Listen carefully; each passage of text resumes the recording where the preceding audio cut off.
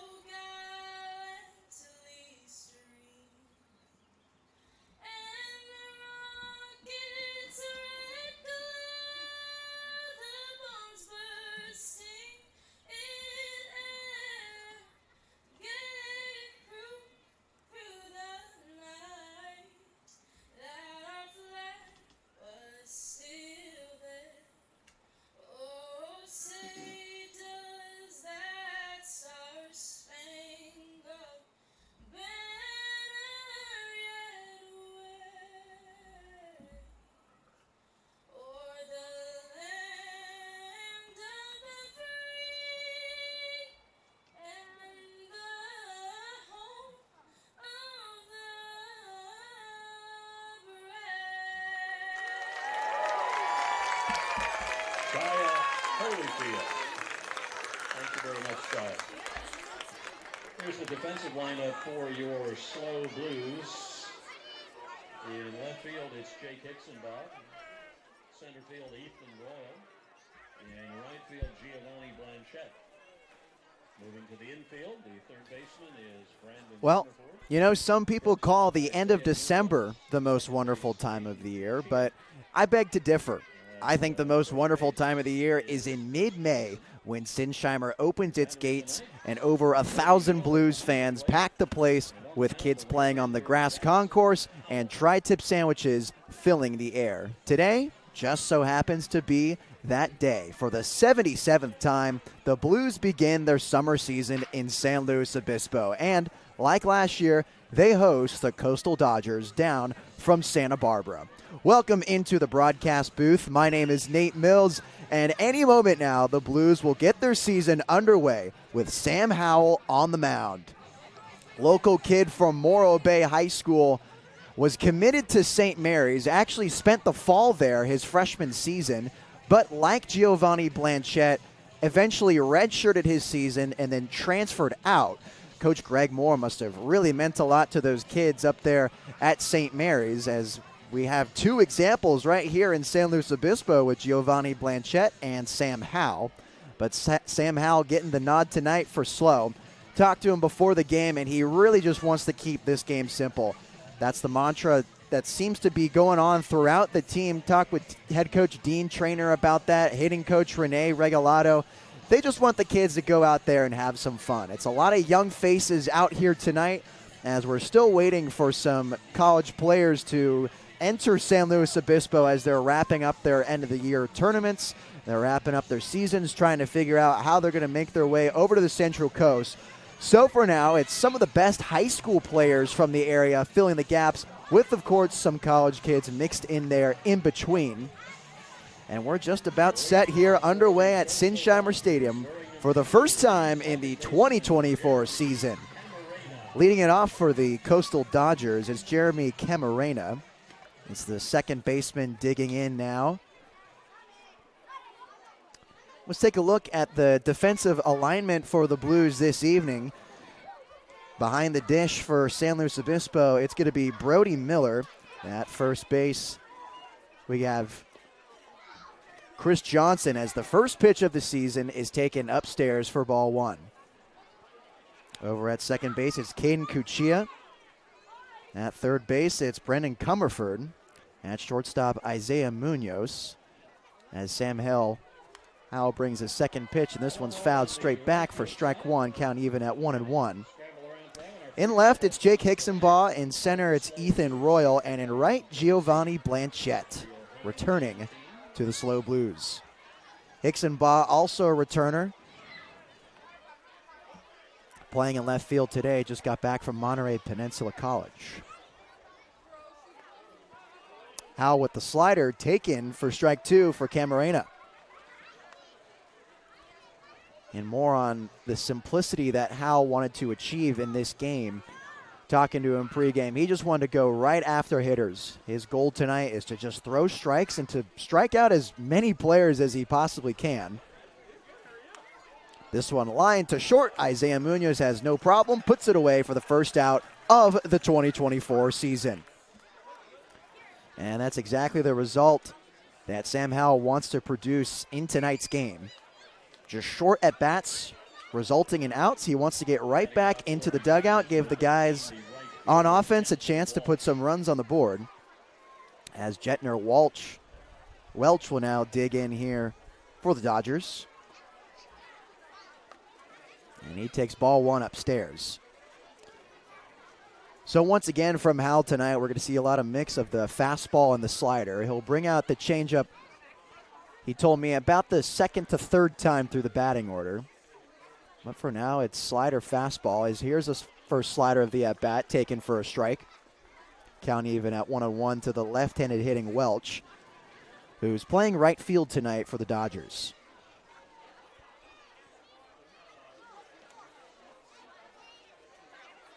The 1-1. Taken for a strike right down the middle, another fastball.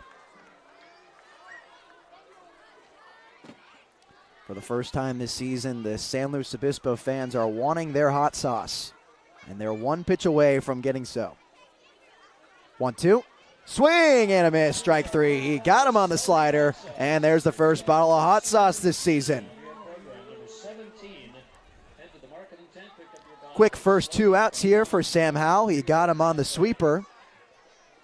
And now Victor Heredia, the shortstop, will come on in for Coastal Dodgers.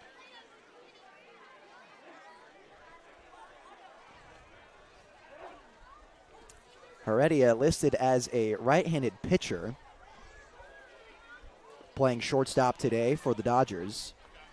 And he takes a slider for strike one. Kid from Santa Ynez, played at Cuesta College. Redshirted this past season, but as a freshman batted .293 for the Cougars. Another slider and misses upstairs for ball one.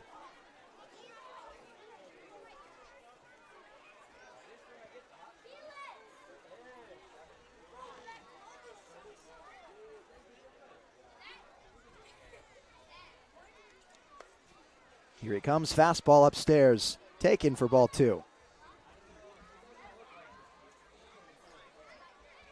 Heredia saw minimal pitching action at Cuesta, although he's primarily listed as a pitcher here for the Coastal Dodgers. Only saw 6 2/3 innings in his freshman season at Cuesta College, and this one hits him on the left shoulder. Slider got away from Sam Howell, and he allows his first base runner of the night on the hit by pitch. So now that gives Ben Fabian an opportunity here in the first inning.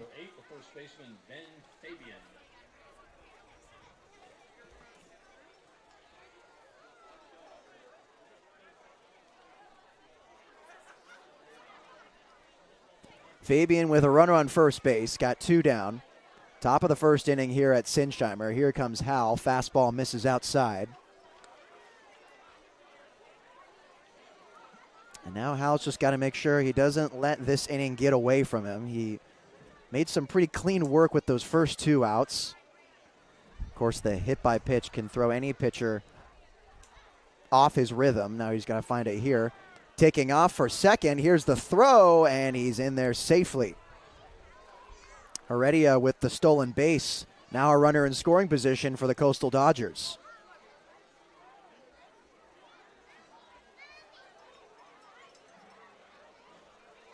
And that's what happened. That's what can happen really quickly if you give the hitter a free base. All of a sudden now there's a runner in scoring position. And now for the infield, a ground ball. They can't go easy way to second base. They're going to have to go to first. As Brody Miller now meeting with Sam Howell to get their communication locked in on how they would like to pitch to Fabian.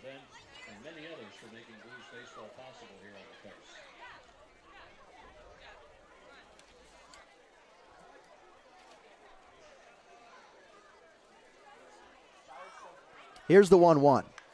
Fastball, it's a nubber over to second base. Cuccia bobbles it, and he loses control of it. And Fabian is safe at first base. Runners now at the corners. Looks like Cuccia was coming in on the ball. Softly hit off the hands of Fabian.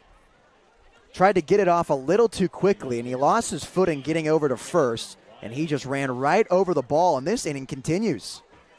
So now Wylan Nelson, the third baseman for the Dodgers, with runners at the corners, 2 outs here in the first.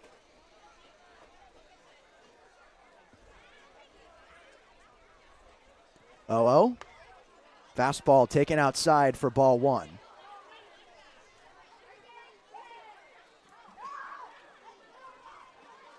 And if you're Sam Howell, you're hoping that the hit by pitch wasn't the first domino to fall in a blow-up inning.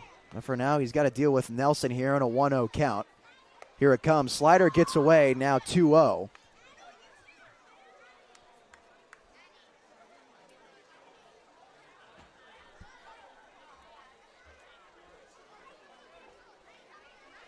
Nelson coming out of the University of San Diego. He's a commit, played at Ventura High School last season. And he gets a fastball inside for ball 3. Was first team All-County 2 seasons ago in Ventura. And he received a tryout from Team USA. That all was halted by a knee injury in the middle of his high school career. Taking all the way. Takes a look at strike 1. Now 3-1 to the left-handed hitter.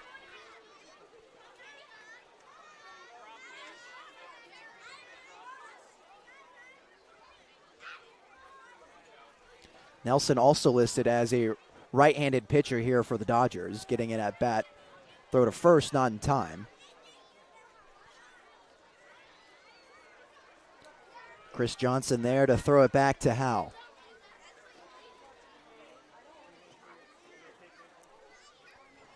Runners at first and third here for the Dodgers. 2 outs and a 3-1 count.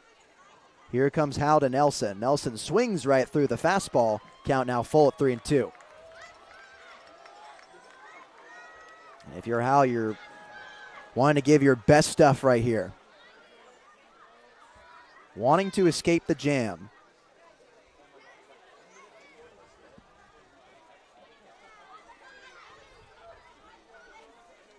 Here's the 3-2. Taken for ball 4, and the bases are now loaded. Sam Howell did a good job coming back from that falling 3-0 early in the at-bat, getting those 2 strikes in a row, the one looking and the one swinging right through it. But now he's got to work through Bubby Campbell, the catcher, in a bases-loaded jam.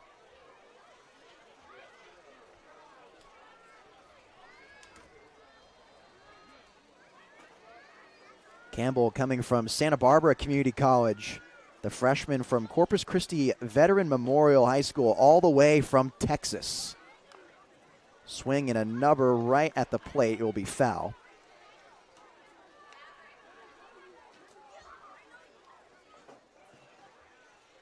In high school, a .338 average down there in Texas.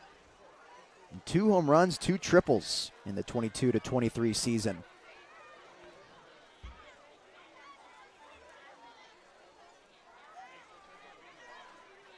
0-1.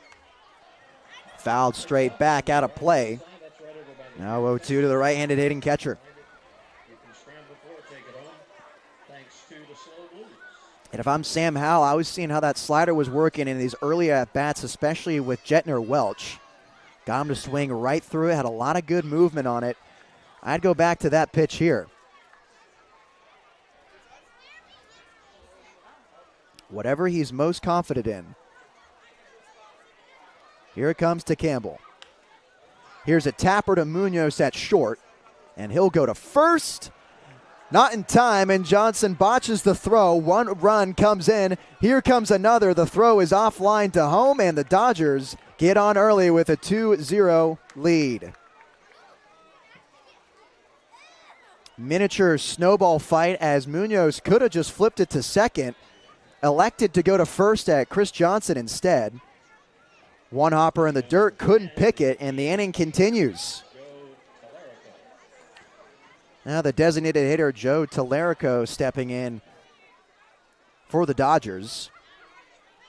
Also from Santa Barbara Community College, sophomore heading into next season. First pitch fastball fouled off out of play. Foul ball, courtesy of the SLO Blues.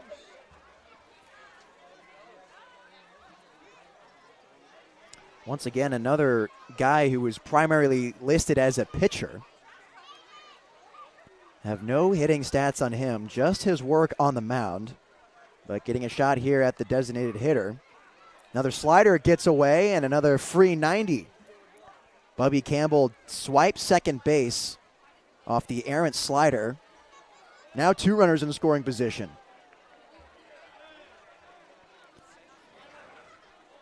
Well, it ended up being the domino effect in this first inning. Got 2 quick outs with Camarena and Welch. And after the Heredia hit by pitch, it's given up 2 runs. Swinging right through the fastball, falling 1-2 is Tallarico.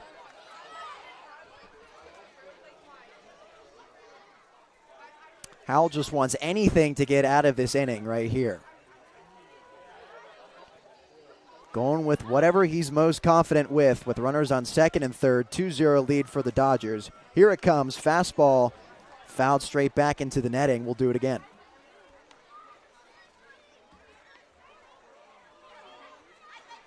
Still no hits in this inning. 2 runs have come off 2 errors for the SLO Blues. Not the defensive start that manager Dean Traynor was looking for. Right now, Tallarico in a 1-2 count. Swing and a grounder right to the third base coach for the Dodgers. Foul once again. Good battle here for Tallarico.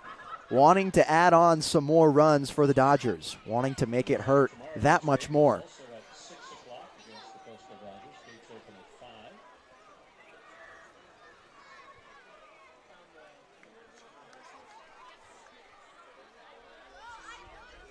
Here's the 1-2. Taken for strike 3, and they strand 2. Well, the Dodgers strike first, though. A 2-0 lead for the Coastal Dodgers as the Blues will be up next on the SLO Blues streaming network.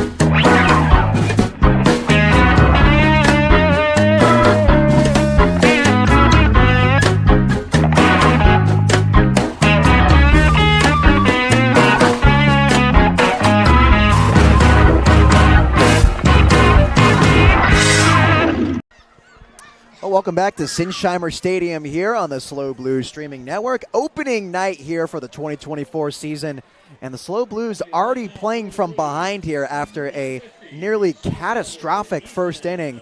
A hit by pitch that led to 2 more free runs coming in for the Dodgers. Dodgers still don't have a hit yet. The 2 runs are coming off of 2 errors.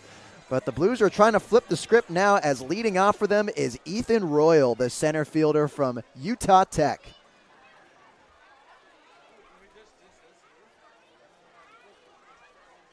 First pitch is taken outside, ball 1.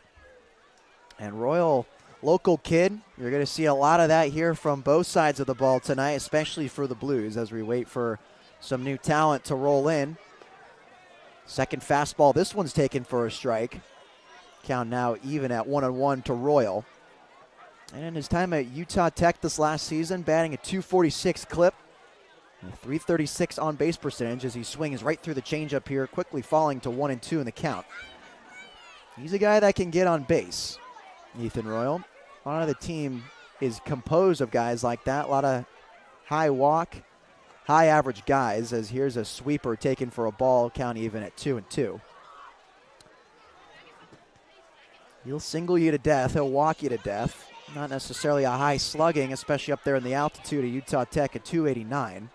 But still gets the job done. Passes the baton to the guys behind him. This one's chopped foul over third base coach Rene Regalado's head. He's returning to coach for the Blues. Pretty similar coaching staff to what we saw last season. Dean Traynor still managing the Blues. Rene Regalado manning down the hitting front and also coaching third base. Max Lober returning as a pitching coach as well, with some new additions to help him out too. 2-2 to Royal, swung right through, swing and a miss, strike 3. So first out of the bottom of the first is a Ethan Royal strikeout, and coming up now is Caden Cuccia, the second baseman.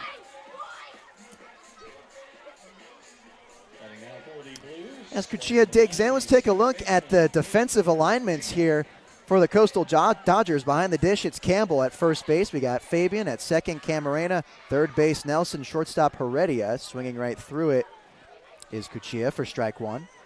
In left, we got Mason Aaron, and in center, Firestone. And in right field, we got Welch.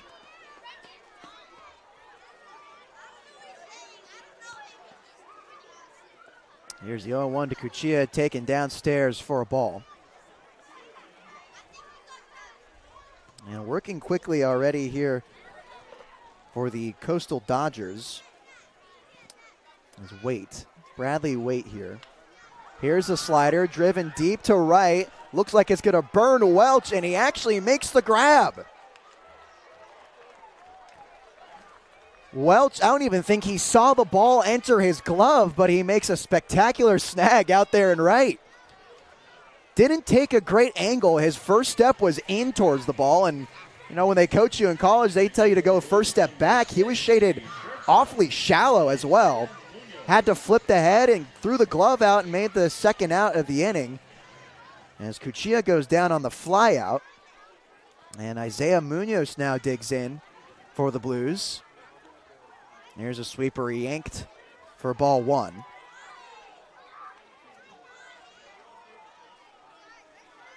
And Bradley Waite, quick worker as a hitter that can throw you off a bit.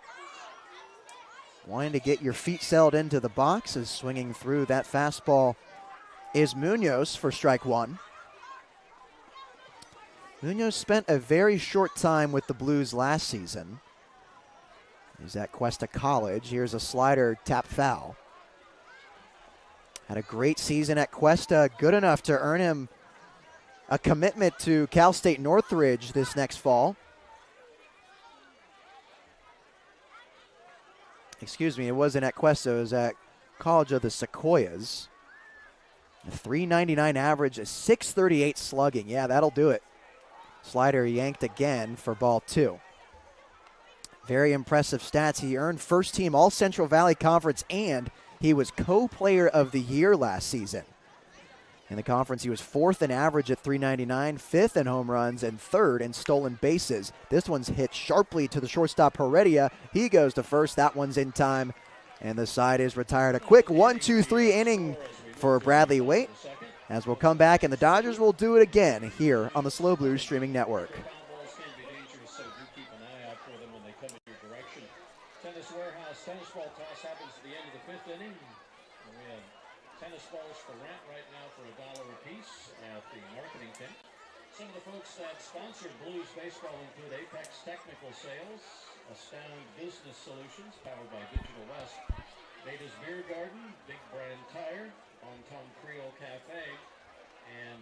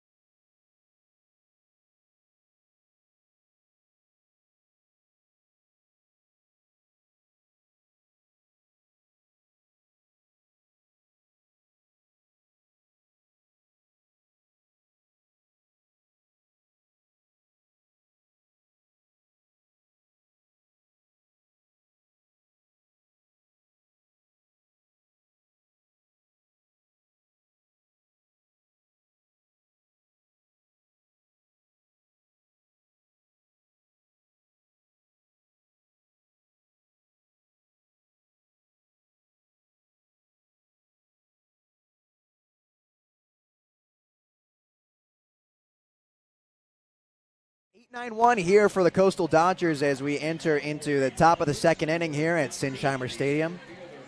Opening night here for the San Luis Obispo Blues. Gave up 2 runs in the top of the 1st inning off of 2 errors. They went quietly 1-2-3 in the bottom of the 1st. And now quickly the Coastal Dodgers back on offense. Leading things off, it's Michael Firestone, a center fielder from the right-handed side of the batter's box. He'll face Howell once again. Here's a number that will go foul. Of course, that's Jackson Howell back out there, tonight's starter from Morro Bay High School.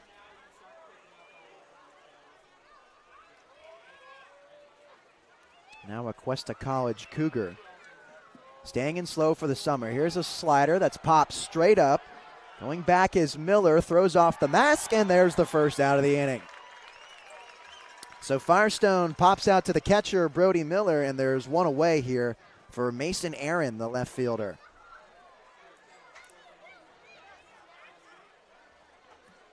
For Jackson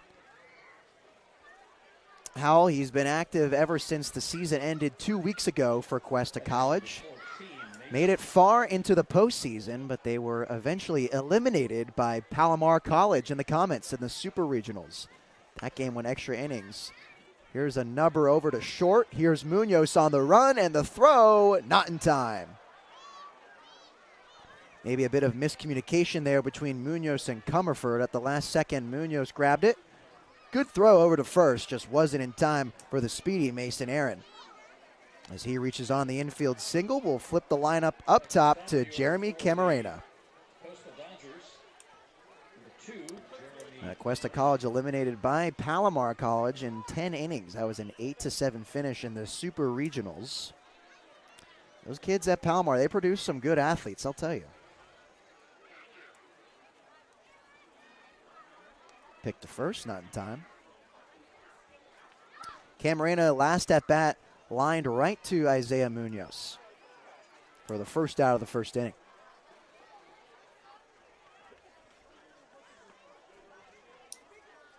Now he's got a runner on here with a 2-0 lead in the top of the 2nd inning. Slider hits him right in the back. So now another free base runner here for the Dodgers, and that will bring up Jetner Welch. He struck out his last at bat for the 2nd out of the inning, wanting to get some revenge here from the left-handed batter's box.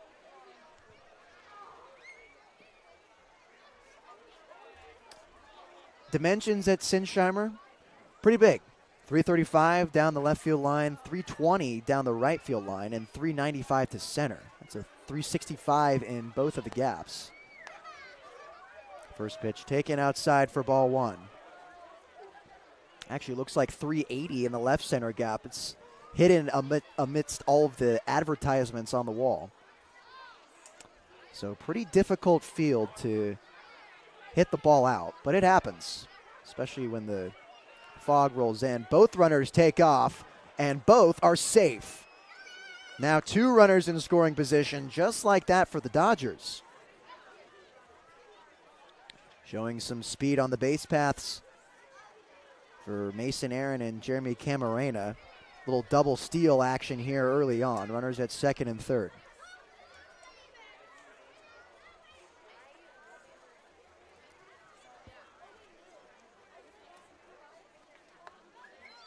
Fastball taken outside, falling to 2-0 is Jackson Howell.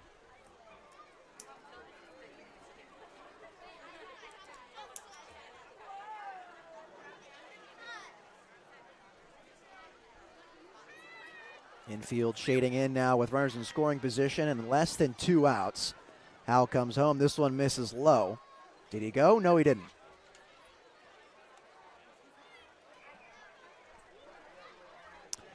Looks like there is a incorrect count there on the scoreboard, and so that was actually ball 4 to Jetner Welch. So now that loads him up for Victor Heredia.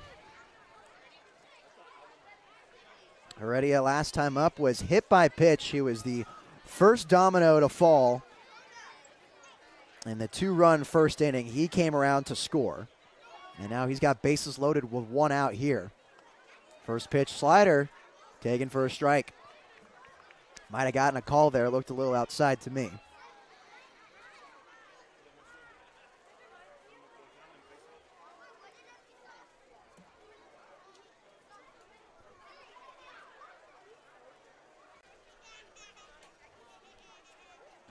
Oh, 1. Swung right through for strike 2.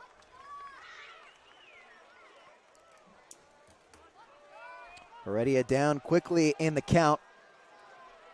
Wanting to battle here and give his Dodgers some insurance runs.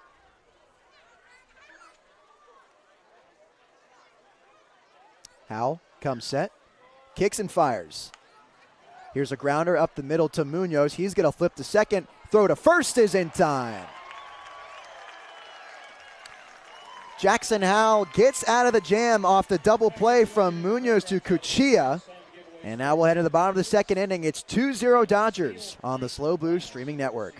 Apex Technical Sales, steel pipe courtesy of Apex, going out to numbers 93 and number 6. If you have number 93 or number 6 on your program, go to the marketing tent and pick up your prize from Apex Technical Sales. Remember, everything happens at the marketing tent. When you win a prize, come to the marketing tent. If you lose something like a phone or a child, come to the marketing tent. Tell us about a birthday or an anniversary, come to the marketing tent. All happens there. And you know, we wouldn't be here without the generous support of our local business community. This time we'd like to thank a number of sponsors that make Blues baseball possible here on the coast. They include Britain Real Estate, Cannon Corporation, State Farm Insurance, Catherine Reedstrup, CC Home Health, Club Cannon, and Coast Hills Credit Union, all sponsors of Blues baseball here on the Central Coast.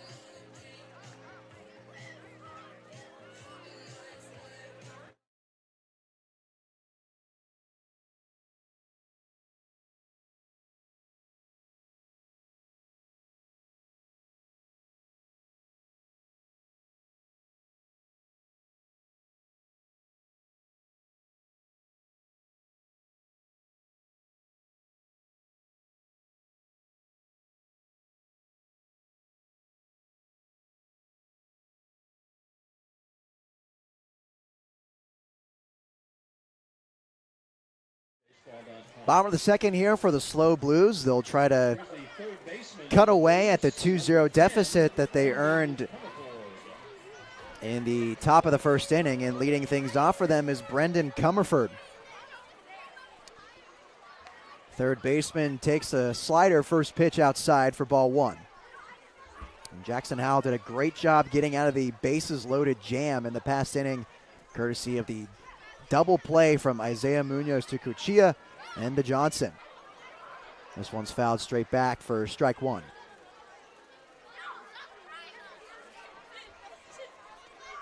Comerford coming from Ohlone College, the uncommitted sophomore from Pleasanton, California. Ohlone also a junior college powerhouse. Another fastball fouled straight back, now battling 1-2. Last season at Ohlone, he put up some good numbers as well. A .335 average, .412 on base, and a .658 slugging. That'll get it done, folks. 12 home runs, just as many doubles. Here's the 1-2. This one's driven out to left, but plenty of room for Aaron. He camps under it for the first out of the inning. So a fly out from Comerford. Looks like he just got underneath it. And that was easy work for Aaron to put it away. Now Tyler Stevens, the SLO high school kid, digs in. The lefty freshman going to Cal Poly SLO, just up the street from us. Takes a fastball outside for strike one. Committed to Cal Poly as a student, but spoke with him before the game, and he's talked with Larry Lee about walking on, and he'll do so. He's got a tryout coming later this summer as he takes ball two off the slider. One of the few left-handed hitters that we'll see from the SLO Blues this evening. Only 3 in the lineup tonight. Not that many on the roster overall as he swings right through a 2-0 fastball. They had a pretty good career over there at SLO High School. A good resume for Larry Lee once he steps into his office this offseason as he takes strike two, fastball. Last year, batting a .309 clip. A .506 slugging, a .942 OPS. Some damage from the left batter's box as he fells that one straight back. Fighting here with 2 strikes. Making it a little easy here for Bradley Wade after that 1-2-3 inning. It was a quick fly out from Comerford. Now Stevens wants to give some trouble to the right-hander. Here's the 2-2. Just missing outside for ball 3. Stevens might have gotten away with that call there, but he gets another crack at it with a full count.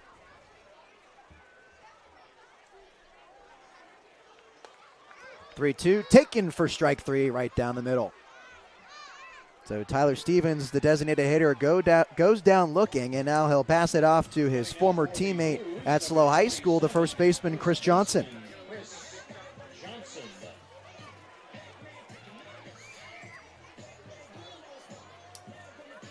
So now 2 quick outs here for the SLO Blues and Chris Johnson, who's going to Cuesta next season.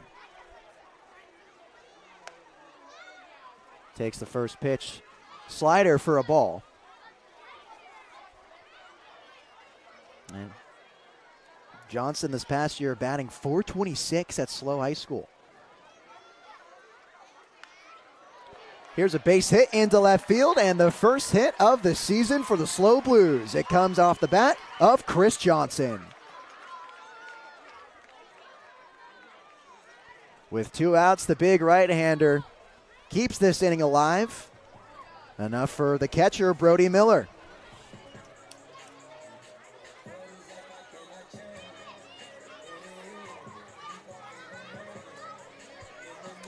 Miller, another guy who can do some damage. He's heading into his redshirt freshman season at Sonoma State. And first pitch swinging. Looks like he'll fly out to center, and Firestone has no problem getting that one. They strand Chris Johnson at first base off the first pitch swing from Brody Miller. But the Blues collect their first hit of the season as we head to the top of the 3rd inning here on the SLO Blues streaming network.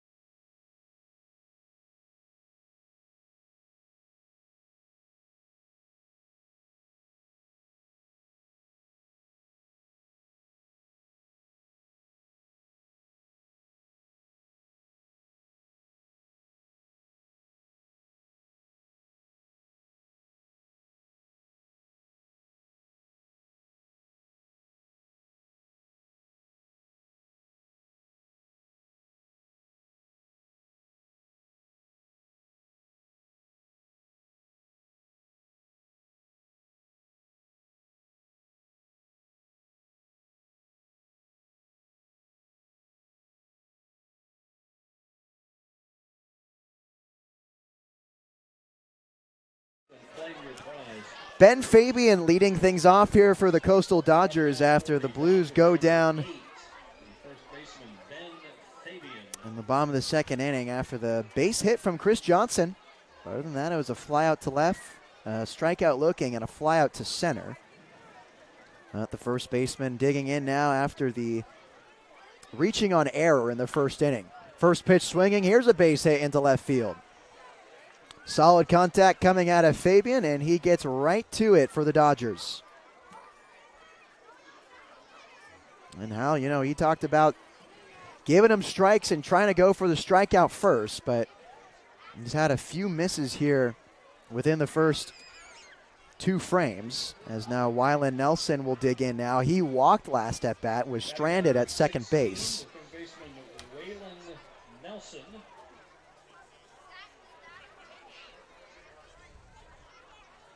Skipping over at first is Fabian as the first pitch to Nelson is taken for a ball.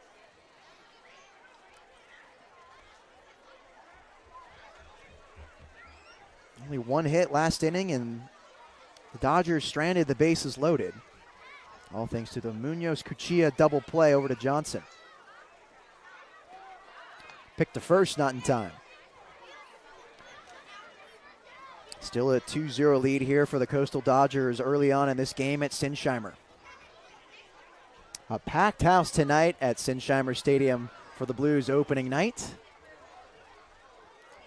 Little chilly early summer evening. Picked to first, they nearly get him, but throws not in time.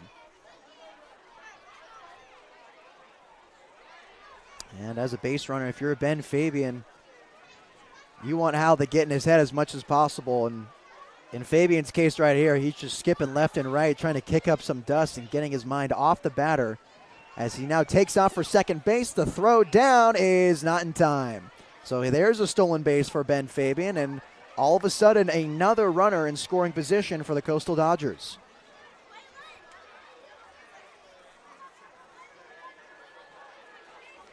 Good accuracy on the throw from Miller, just wasn't there quite in time as Fabian got a real good jump off the leg kick from Jackson Howe.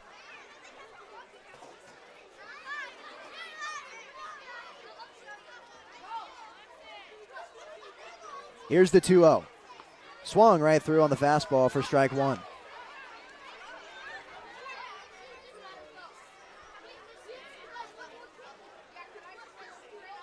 Wylan Nelson, like I said, is a torero from the University of San Diego from Ventura, California. He'll go down to San Diego next season as a true freshman. Here comes Hal again. That one's taken for a strike. Might have gotten a call that time. Count now even at 2-2.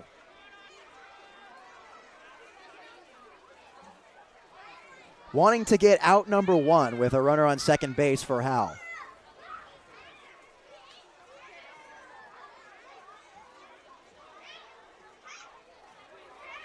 Kicks and fires. Swung and a number into the Blues dugout. We'll do it again at 2-2. The 2023 first team All-County Wylan Nelson wanting to trade places with Ben Fabian at second base. He finds himself in a 2-2 count. Here comes Hal again. Slider misses upstairs. And now Hal's got to give him his best pitch once again.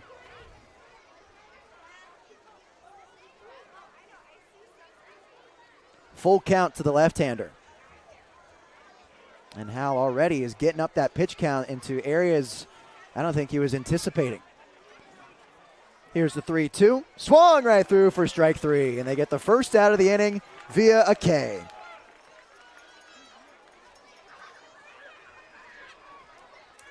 So now Bubby Campbell, he got the first hit for the Dodgers in the first inning. He was stranded at third base. And he digs in now for the Coastal Dodgers. Bubby, a catcher who was born and raised in Texas. Inside move from Hal. No throw to second base. Rising freshman from Corpus Christi, Texas. now at Santa Barbara Community College.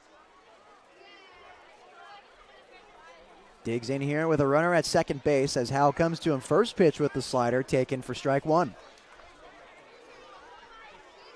Howell already at 51 pitches here in 2 1/3 innings pitched. If I'm team trainer, I'm looking into my bullpen pretty soon, as we do have a left-hander going for the Blues right now in the bullpen. Here comes Howell, swung and missed right through the fastball upstairs. Now down 0-2 is Bubby Campbell.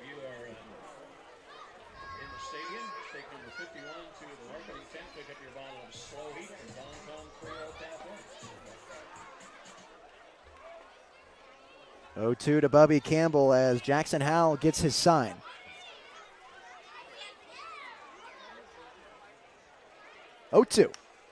This one's filleted out into right field. That one's going to get down. Blanchette's got it. He's going home, being waved around to score. And the Dodgers do. Ben Fabian goes second to third on the single from Bubby Campbell. Just hit off the end, softly hit into right field. Blanchette really had to run over to get it. And in the time it took to him to get to that ball, Fabian was just rounding the bases and came in for an extra insurance run for the Dodgers. So now Tallarico, who struck out looking to end the inning in the first, gets a crack at it here with Bubby Campbell at first base. Tallarico, broken bat to first. Johnson tags his bag, and now over to Munoz at second. He'll tag Campbell for the third out of the inning, but the damage has been done. The Dodgers get another run on the RBI single from Bubby Campbell as we'll head into the bottom of the third on the SLO Blues streaming network.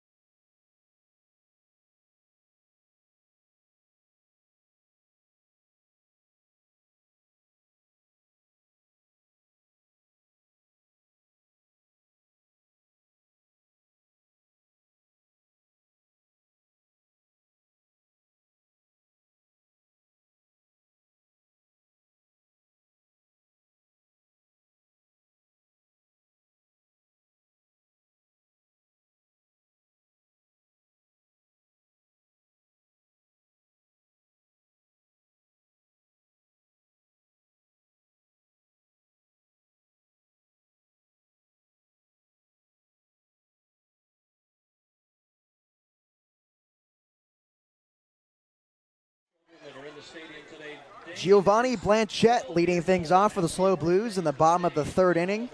The SLO Blues regular from last season, digging in for the first time in the 2024 campaign. He'll be batting eighth.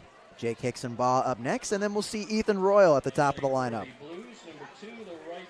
Blanchette playing at Fresno City College, still uncommitted at the junior college after redshirting his first season at St. Mary's from that coaching change. Just like Jackson Howell, they were both in that same boat when Greg Moore departed from the Gales. Both Blanchette and Howell found themselves in the portal and redshirted. And he takes a look at strike one, count even at 1-1. Blanchette got 12 at-bats in his last season with Fresno City as he takes ball one. in 11 games. He went 2 for 12, 4 hit by pitches and 1 walk. That was something the Blues were known for last season, the hit by pitch. Wondering if that will translate over into the summer. This one's lofted into shallow left, giving chases Aaron, and he will not squeeze it. So Blanchette's got the second Blues hit of the season after the great effort from Mason Aaron, but he can't come up with it. So now Jake Hicksonbaugh, also a Blue from last year, digs in. Coming out of Monterey Peninsula College after a cartoonishly great year at Atascadero in his senior season. More on that in just a second. With Blanchette at first, Hicksonbaugh takes ball 1 upstairs. In his senior year as a Greyhound, you guys ready for this? A .543 batting average. I read that correctly. I had to look a few times. .829 slugging and a 1,400 OPS. That's just unheard of. As he falls now to a 1-1 count. But he was a key player in the Blues last season. He filled in spots wherever you needed him. You needed to play infield, he's there. You needed to play in a corner outfield, he's there. Was a good bat, could collect a hit for you at any moment. I called him a hit collector. That's one of those guys who you're not paying attention. You look down at the score sheet and you're like, wait, Jake Hicksonbaugh has 2 hits on the game? When did that happen? That's just kind of the offensive production he brings as he's acting as a second leadoff guy here, batting in the 9-hole this evening. As the count's now even at 2-2 to the lefty from Atascadero. Didn't finish out the season very well with the Blues. The strikeout numbers got high, but throughout the season, he could pick up a hit for you when needed. The struggles continued at Monterey Peninsula College this season in his 39 at-bats, scratching across 6 hits.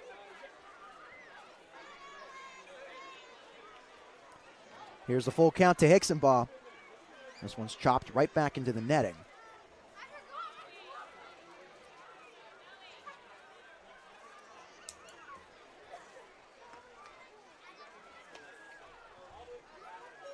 The uncommitted sophomore will be returning back to Monterey Peninsula College this next season. After a summer here in San Luis Obispo, as Blanchette takes off and Hicksonbaugh strikes out swinging. So Blanchette with the stolen base, that moves a runner into scoring position for Ethan Royal.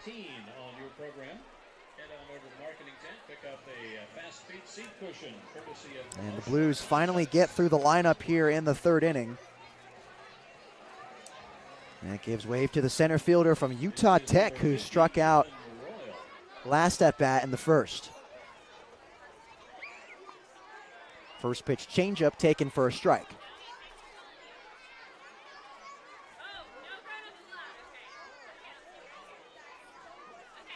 Royal spent 2 seasons at Cuesta College after graduating from Arroyo Grande High School, and last year was his first year as a Trailblazer.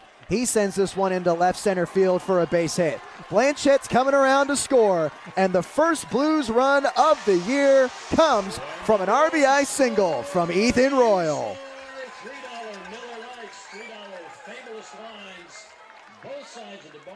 A sharply hit line drive into shallow left center field, and the Blues are on the board. Nice piece of hitting there from Ethan Royal. Wasn't the prettiest swing that you draw up there when you're in the batting cage, but it gets it done. Hit sharply enough and low enough for Aaron and Firestone to converge, and Blanchette's got wheels over there at second base, so you knew he was going to score no matter what. He was going to get that windmill from Regalado. Renee's familiar with Blanchette's speed after coaching him this past season.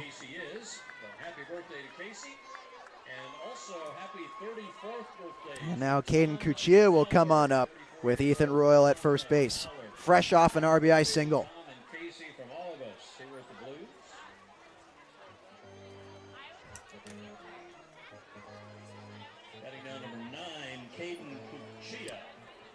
Cuccia flew out to right field in his last at bat, and improbable catch over there from Welch.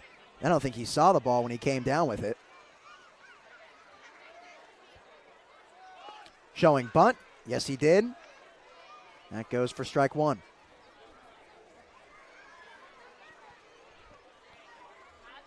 Fans still trickling in here to Sinsheimer as the beer 1 and 2 lines are getting awfully long here tonight. Fans very excited to see their Blues again as Royal took off for second base, but Cuccia fouled this one out of play. Down quickly 0-2. The left-hander from Kenyatta College, where he will be a rising freshman next season. Cuccia will be graduating from Righetti High School this year. Swing and miss, drop third strike. He's taken off for first base. And he'll get there no problem. The far backstop gives Cuccia enough time to scamper over to first. And now give way to Isaiah Munoz, who's got a runner in scoring position now.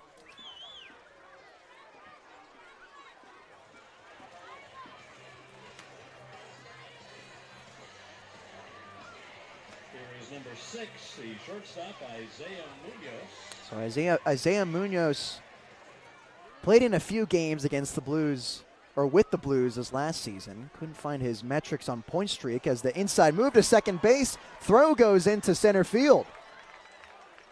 And Ethan Royal hurries over to third.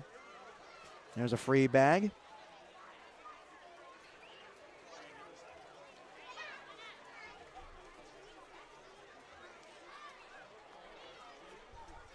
Isaiah Munoz wanted to look at the season he had with the Blues last year, but it wasn't on point streak. But the story of him,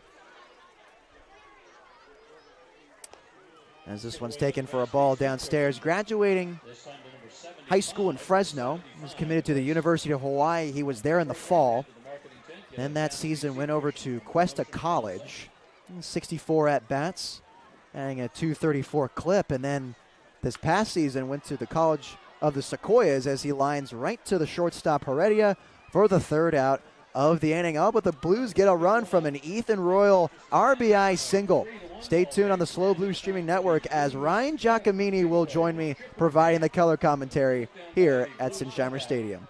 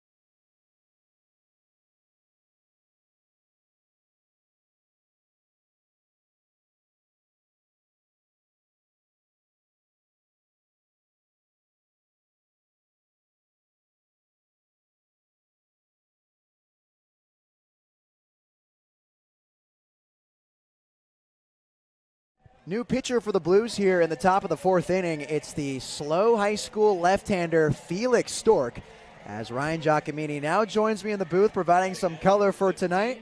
Ryan, how are we feeling, man? It's a great day out here. Great day at opening day, packed stadium. Yeah, you're not lying. This is an atmosphere unlike any other here for summer ball. As someone who has played summer ball before, I just have never seen an atmosphere like this. Typically, we're playing in front of empty crowds. Yeah. As Felix Stork gets to work with Michael Firestone here leading off for the Dodgers. Swinging and fouling this one out of play.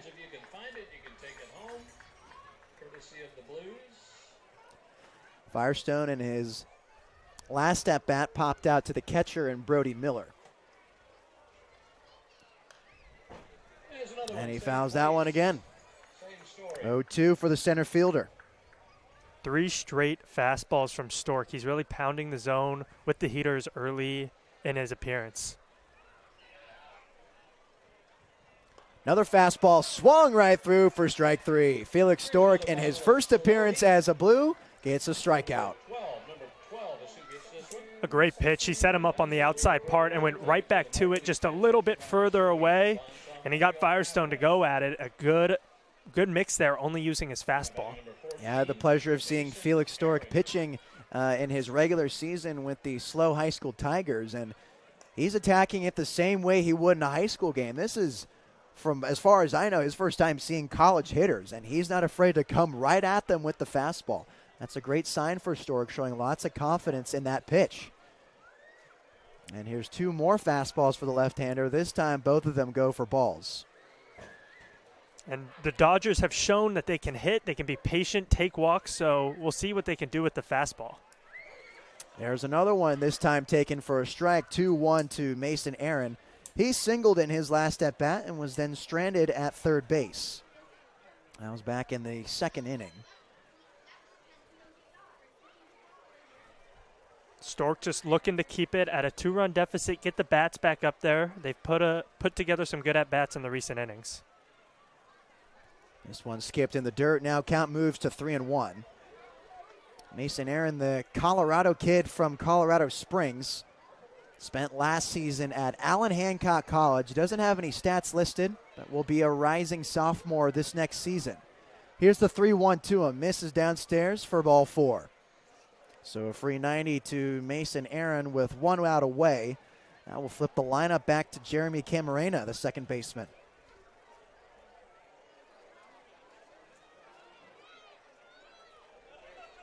And I think once Felix Stork got that fastball down, he was feeling good after that Michael Firestone at bat. I think at that point what we saw there, Ryan, those misses are coming from him trying to throw it too hard. Yeah, the first pitch he threw today to Firestone, he threw it so hard he spiked it in the dirt. It probably bounced about a foot in front of the plate. So he's going to have to find a good balance between control and velocity here in his first college action. That's the name of the game tonight for Stork, as this one misses downstairs again for Felix. And again, I feel like that pitch he just overthrew. He tried to throw it as hard as he can rather than taking a little bit off and finding a good spot to put it in. And if you're Stork, you got to be feeling some comfort a little bit as you look over to your dugout, and it's some familiar faces that you've seen. As taken off for second base is Aaron. Throw not in time. Another stolen base for the Coastal Dodgers, this time coming from Mason Aaron. Aaron's second stolen base of the day, too. He showed off his speed here early in this game on the bases. That appears to be the name of the game for the Dodgers. They don't seem to have the slugging to really get guys automatically on second base. So they'll draw out long at-bats on you. They'll draw walks. They'll get the slap base hits, and then they'll steal bases on you, get them in scoring position just like that. Here's the 2-0 taken for a ball. The Dodgers have 5 stolen bases, 4 hits to this point, so more stolen bases than hits. Like you mentioned, they're just getting it done in crafty ways, getting on base, and then getting themselves in a good spot to score. Stork takes a look at second. Another one finally comes home on the 3-0. And there's 4 straight balls for ball 4. And a walk issued to Jeremy Camarena after being hit by a pitch and lining out. That'll give way for Jetner Welch. He walked in his last at bat, and he struck out in the first inning, and now a mound visit from Dean Traynor. And when I was talking about familiar faces, I was talking about Dean Traynor and Rene Regalado, both coaches at San Luis Obispo High School. So Dean is awfully familiar with managing Felix, as he spent all last season with him. That was Dean's first year coaching for the Tigers. As it looks like there's some commotion going on in the bullpen. They're trying to figure out someone to warm up next. With the 5 stolen bases, I think Stork's out there a little too concerned about the runners. He needs to just get it out over the plate, let his defense work behind him, let the catcher, Miller, work on keeping those runners right where they are, and if they do try to take off, throwing them out. He hasn't thrown someone out today, but we've had a few close plays, a few maybe missed tags, but the throws have been there. They've been good, just a little late. So he just needs to get the ball out over the plate and let his defense work.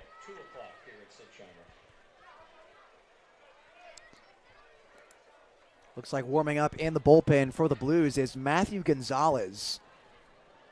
He was a clutch relief pitcher for the Blues last season. Double steal again for the Dodgers. Throw is stopped by Comerford from sailing into the outfield, but another successful double steal for the Coastal Dodgers puts the runners at second and third. Mason Aaron now with 3 stolen bases in this game. He's only been on base twice. Now infield plays again here. Less than 2 outs. Runners at second and third. 3-1 Dodgers here in the top of the 4th inning. Still got 1 out. This one's chopped foul into the Blues dugout. Now with the runners moving up on the double steal, this is a strikeout situation. You want to keep them right where they are. You don't want anything hit hard on the ground that might get through or even to the outfield for a sacrifice fly. Welch hasn't put a ball yet in play today off the walk and the strikeout in his first 2 at-bats. Here's the 1-1. Good block by Brody Miller to keep that one in front for ball 2.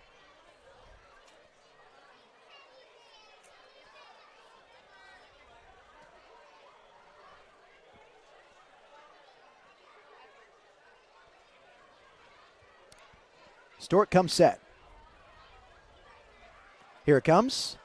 Missing downstairs again is Felix Stork. And you'd have to think those kinds of misses were a part of the conversation Dean Traynor just had with him out there on the mound.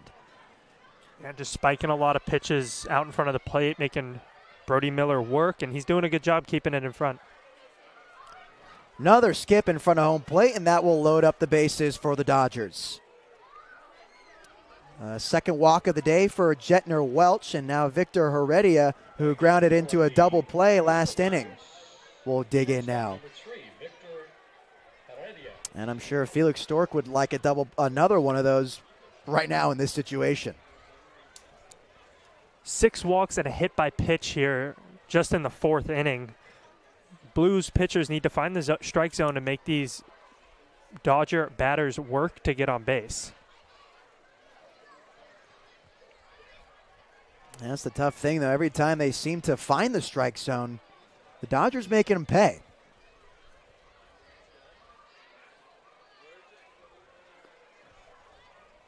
First pitch fastball missing downstairs. 1-0 right away. And that's what's so tough, especially when you got young guys out there. It's hard to dance that dance when you're going in the zone and guys are hitting it, and then when you're missing the zone, you're walking everyone. As this one, he gets a call there outside at 1-1.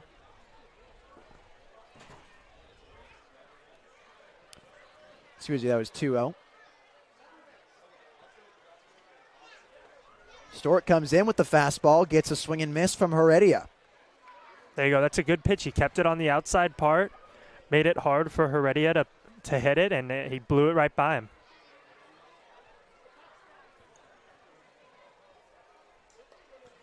2-1 to Heredia. Misses downstairs. Now 3-1 to the right-hander. Rising sophomore at Cuesta College. .293 a hitter with the Cougars. And Felix Stork walks the bases loaded. So there's a free run for the Dodgers. It's now 4-1 Coastal. Not the production Dean Traynor was looking for in his left-hander, as he's now rolling out there, and we might be seeing a Matthew Gonzalez appearance here in a few moments. Three fireworks shows that happen here at Sinsheimer. Our first fireworks show will be June the 1st. Stork's outing was strikeout, walk, walk, walk, walk. One run. 23 pitches, 17 balls. Not the ideal ratio you're looking for, as Stork will come out of this game. And I think it is Matthew Gonzalez who will roll on in. So we'll take a quick break as Gonzalez warms up, and we'll have you some more information on him on the SLO Blues streaming network. That's June the 1st, first fireworks show.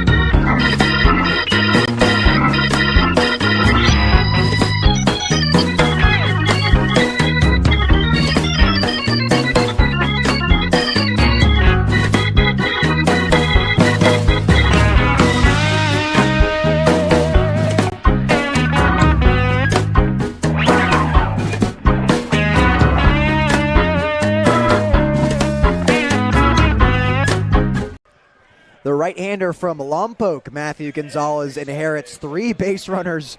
A tough situation here for the former UC Colorado Springs pitcher. Before that, he was from Allen Hancock College. But most recently, a SLO Blue, and he was pretty clutch with the Blues this past summer in 29 innings pitched, a 2.48 ERA, 29 strikeouts, only 8 earned runs and 11 walks. So he redshirted his first season at UC Colorado Springs and then finally got action this last season.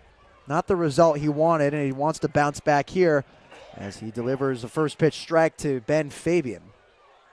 One thing that is definitely memorable about Gonzo from last season is his disgusting changeup, and we'll see if this season it's going to be on just like it was last year.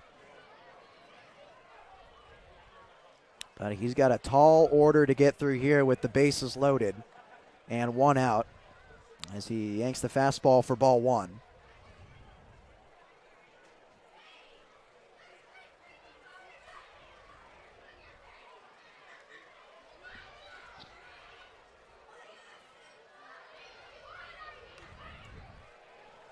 Fouled straight back for Fabian, out of play, now 1-2.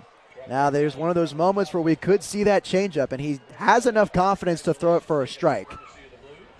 So I don't think it's one of those situations where he could spike it in the dirt and you could get past it. It's not that risky to throw it here. Not at all.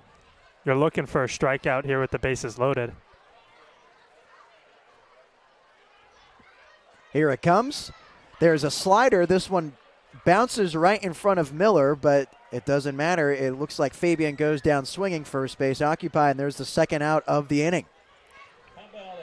A great pitch there, and maybe the Dodgers had the scouting report, knew that his changeup was gross, and he went to a slider there, went the opposite direction the changeup would, and broke away from Fabian, and he looked absolutely fooled by the pitch. Second strikeout of the inning, second out of the inning, and now Wylan Nelson, he struck out himself last time up, and he'll dig in here with the bases loaded, 2 outs, and a 4-1 lead over the Blues. First pitch fastball fouled straight back.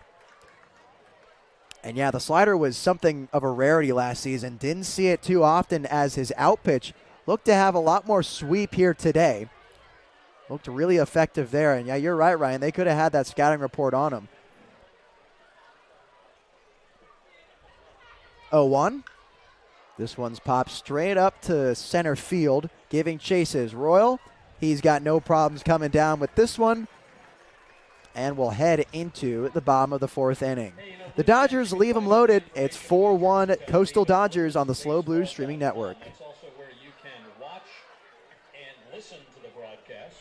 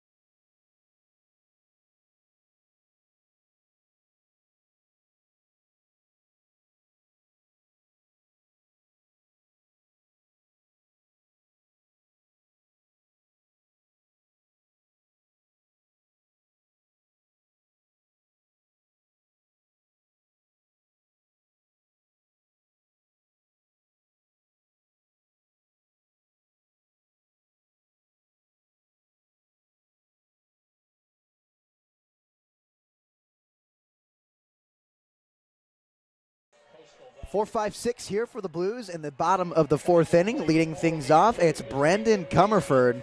He flew out to left field last time up, and now he'll lead things off here for the Blues. Looking to get that run right back here in the bottom half of the 4th.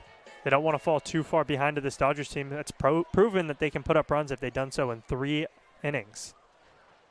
First pitch to him is swung right through for strike 1. And last inning, the Blues couldn't find the strike zone off the 4 walks that produced 1 run. And Matthew Gonzalez came into relief. He got the strikeout. He got the fly out to center field, and they left the bases loaded.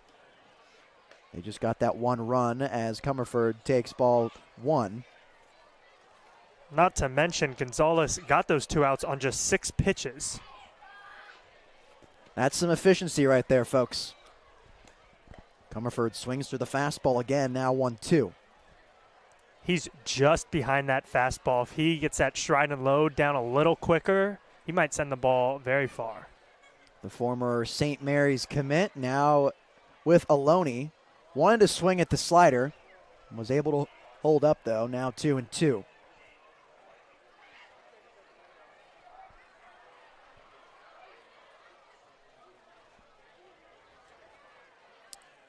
Here's a 2-2, taken outside for ball 3. And I think Comerford thought that was strike 3. He kind of took a step back towards the dugout as if it was. Umpire's been calling it there this evening. He's been liking that outside half of the strike zone as this one's sent out to right. And Welch comes down with it for the first out of the inning. So another fly out for Brendan Comerford. It seems like he's just missing those swings, especially on that fly out to left. Just got under that one, and I think he just got under this one into right. So now Tyler Stevens, he struck out looking his last at bat. The designated hitter from the left side of the batter's box. One of 3 lefties in tonight's lineup from SLO High School. Will be a Mustang at Cal Poly next year. Looking to walk onto the squad as his fastball gets away for ball 1 to the back of the screen. And he did strike out in his first at-bat, strike out looking, but he did see 7 pitches, so altogether not a bad at-bat. You would rather put the ball in play, give yourself a chance to get on base, but you will take a 7-pitch at-bat. Swings right through the fastball here for strike 1, count even at 1-1. But those are the frustrating ones for hitters. They work that count, get the pitcher a little fatigued, and then they have to walk back to the dugout, especially with the bat on the shoulder. Here's the 1-1. Once again, swung through the fastball for strike 2. Now he's got a fight here with 2 strikes and 1 out in the bottom of the 4th inning.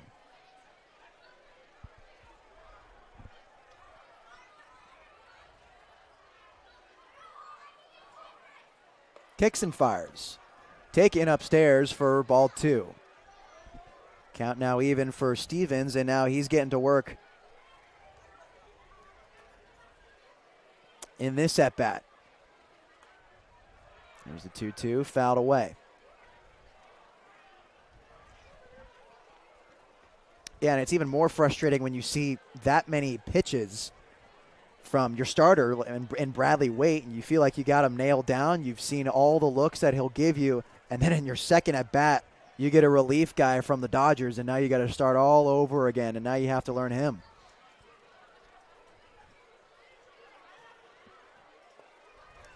Taken downstairs for a ball is Tyler Stevens. Working another great at-bat. He's brought it to a full count. This will be the 7th pitch of the at-bat coming up here. Just 2 quality at-bats so far to start the game. Here it comes. Yanked fastball will draw the walk for Tyler Stevens. So the quality at-bat pays off for him. He takes a look at ball 4, and the Blues got a base runner on for Chris Johnson. Yeah, much better result than his first at-bat. He definitely will have a better morale. And his next at-bat, he saw 8 pitches, got on base.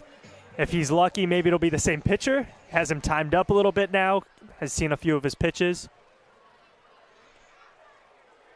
Now the first baseman, second team All-Mountain League, will dig in here after getting a base hit in his last at-bat. First hit of the Blues season.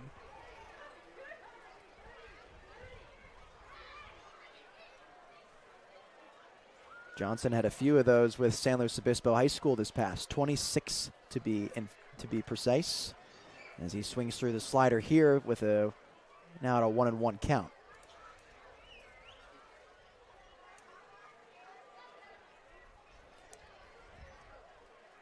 Entering his freshman year at Cuesta College next year. As a curveball gets away, misses upstairs, 2-1 count now to Johnson. Yeah, just left the arm a little bit behind him. Curveball started way above the head, and it never came down even close to the strike zone.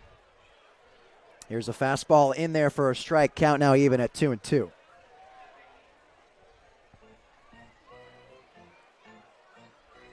A 4-1 lead for the Coastal Dodgers here in the bottom of the 4th inning. Runner on first base. Yanked fastball missing for a ball. Count now full. I would not be surprised to see Comerford go here. He had 7 stolen bases this last season. Comerford holds up, and there's a walk to Chris Johnson. So Johnson gets the baton passed over to him. And now it will hand it over to Brody Miller, who flew out in his last at-bat. Number 36, the catcher from Sonoma State. It's Brody Miller. And it looks like that's actually Tyler Stevens at second base. Chris Johnson got the walk over there at first. So runners on first and second for Brody Miller. We know he likes to hack early. He swung first pitch on that fly out to end the inning in the second. And he's a guy who can do some damage as the Mountain League MVP in 2023. Now up there at Sonoma State, he redshirted his last season. He really seems to like it. Based on an article in the Santa Maria Times, he didn't care if he played right away, if he had to redshirt right away. He toured the campus and he loved it immediately. Spoke with him in batting practice, and that sentiment hasn't changed. It is a great campus. I live about 20 minutes from there, and my mom went there. She tried to convince me to go there, but inevitably I ended up down here. Never been to Sonoma myself, but it's hard to imagine many places better than San Luis Obispo. Doesn't get better than San Luis Obispo. Nope, especially on nights like these. Holds up his swing, and the ball clanks off the glove of Campbell. And there's 2 free 90s for the Blues. Now runners at second and third. And here's an opportunity now for the young buck in Brody Miller to get a crooked number on that scoreboard with 1 out here in the bottom of the fourth. Yeah, massive opportunity. With the infield back here, most anything in play will get the run across. And he's in a 3-1 count. Wants to get something he likes. He takes his time in the batter's box as he calls time.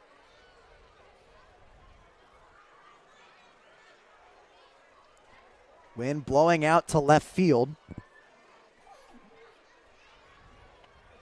Left fielder and Aaron is playing the deepest of anyone else out there. Here's the 3-1. Swing, poke the other way. Too hot to handle for Fabian, but he'll take it himself, but that'll bring a run home. Tyler Stevens scores on the RBI ground out from Brody Miller, and the Blues cut the Dodgers lead in half. Just a good piece of hitting to get it in play, get the run across. Everybody in the infield for the Dodgers was back on the outfield grass or near it. So it's just anything in play got that run across, and now it's a 2-run game. You have the tying run at the plate. Early here in this ballgame, you would really like to see the Blues continue to put up more runs and keep eating at this Dodger lead. And Giovanni Blanchette has the opportunity to do that with another run 90 feet away. Blanchette, he got a base hit in his last at-bat, and he takes strike 1, the fastball down the middle.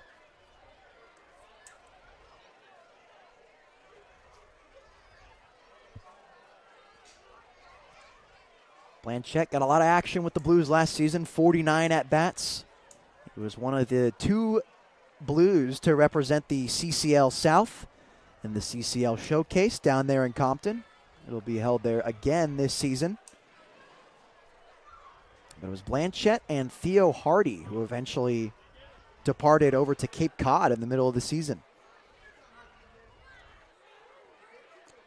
Redshirt Junior takes the first ball of this at-bat. 1-1 now with 2 away here for the Blues.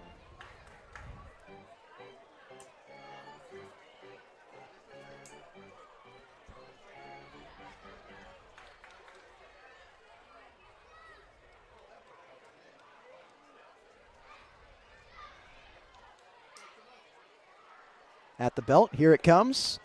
Taken inside for ball 3. So now another hitter's count here for a Blues hitter with a runner in scoring position.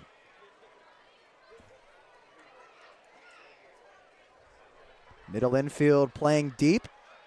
He takes a look at strike 2. A ton of quality at-bats from the Blues this inning. All 5 at-bats to this point have been at least 5 or more pitches. And it's refreshing to see right after the first few innings, they made really quick work as here's a number over to third base, and Nelson, he's got to make the throw over to first, and he does.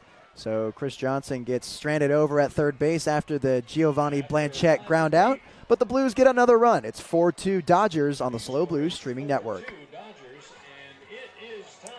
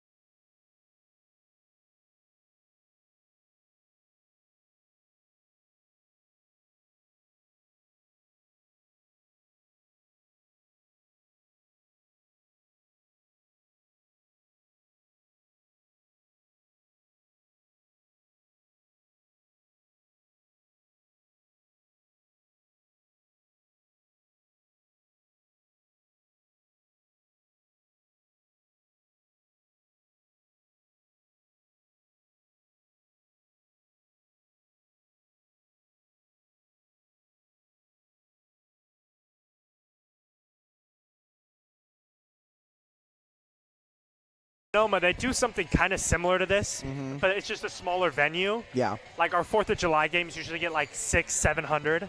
This is massive. We get 2,000 Yeah. at our All right. Welcome back here to the top of the 5th inning here at Sinsheimer Stadium. Opening night here for the SLO Blues. Blues tacked on a run the last inning. They did it on no hits, Ryan. They did it on 2 walks and an RBI ground out from Brody Miller. And now Matthew Gonzalez is going to look to hold the Dodgers down here. Well, I mean, whatever gets it done. First pitch changeup taken for a ball from Gonzalez.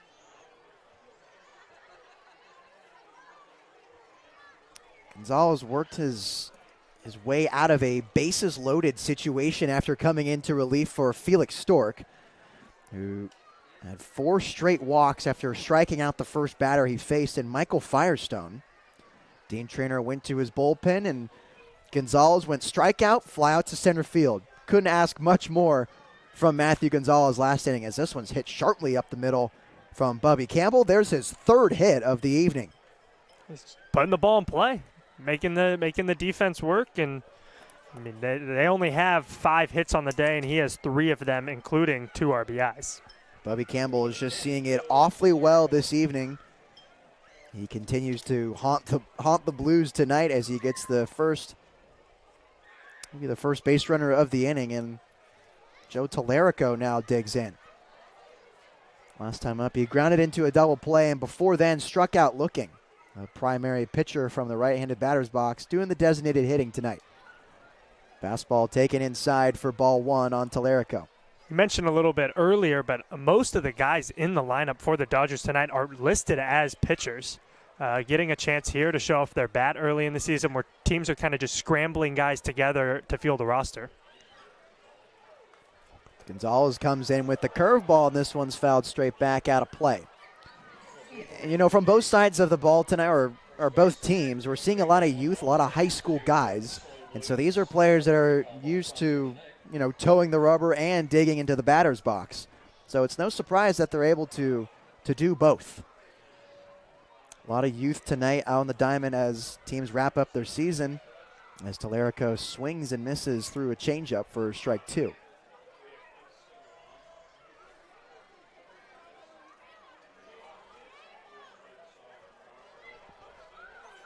Talerico at Santa Barbara Community College, for what it's worth, pitched in 21 and a third innings, toting a 5.48 ERA. 27 strikeouts. Good setup pitch there from Gonzalez to go to the slider away off the changeup. We'll see what he does here in a 2-2 count.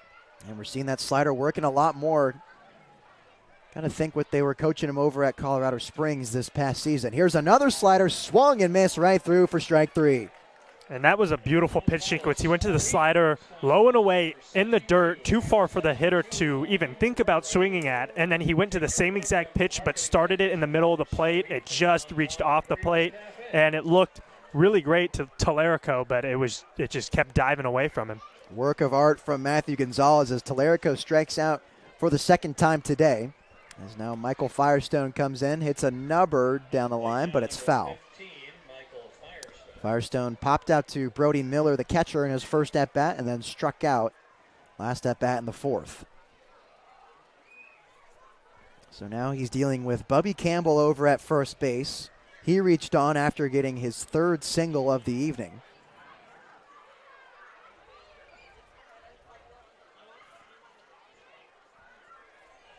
Taken in the dirt, some hesitation over at first from Talerico, but he gets back safely.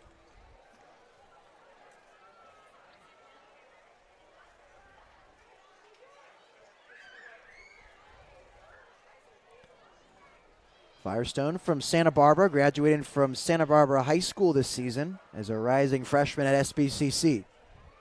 Here's another slider taken in the dirt, 2-1. Gonzalez is going to that slider a lot, and he's using it really well. He has enough confidence to throw it in a 1-1 count with a runner on base. Here he comes. That looked like the changeup. That one's rope foul out of play. And it looks like there's some action in the Santa Barbara bullpen getting warmed up with the plyo balls. It looks like Logan Stevenson from Lewis and Clark College. Here's the 2-2 to Firestone. Swung and missed, strike 3. Got him on the slider once again. A sword for Matthew Gonzalez.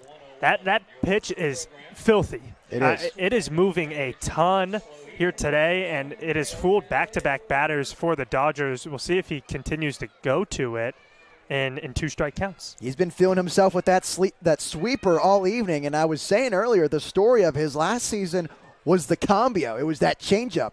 And now it looks like he's experimenting with something new here as he's trying to get recruited himself after hitting the transfer portal from just 2 seasons at UCCS. And he could be very dangerous this summer for the Blues with a nasty slider and a gross changeup. If he can get both of those working as well as work that fastball in there, he's going to be dominant.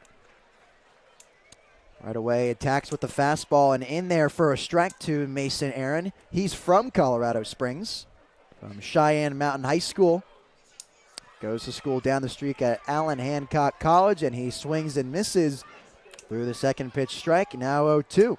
See if he goes to the slider again. He went changeup the first pitch, fastball second pitch. See if he uses the third pitch in his arsenal to get another strikeout. There's a slider. Mason Aaron holds up, but Bubby Campbell takes off towards second base, and the short throw is blocked by Isaiah Munoz. Good job on preventing that from going into center field. But Bubby Campbell on the stolen base, that's a really good read to pick up that slider grip and know in that situation that Gonzalez is going to throw the slider. That's how you know you can get a good jump going over to second base. Yeah, Gonzalez has done it the last 2 batters in 2 strike counts, so he probably had a thought that it was coming, saw the grip out of the hand, and once he saw it in the dirt, just took off. Here's Matthew Gonzalez, 1-2 from the belt, kicks and fires. Another slider, this one gets away from Brody Miller. Here's a free 90 for Bubby Campbell, and he takes over at third base. Now after back-to-back sliders that are a little errant, a little too far outside, we'll see if he goes to the changeup, his bread and butter. Has only gone to it a handful of times. You could probably count on one hand the amount of times he's thrown the changeup in his appearance so far. Deuce is wild for Matthew Gonzalez.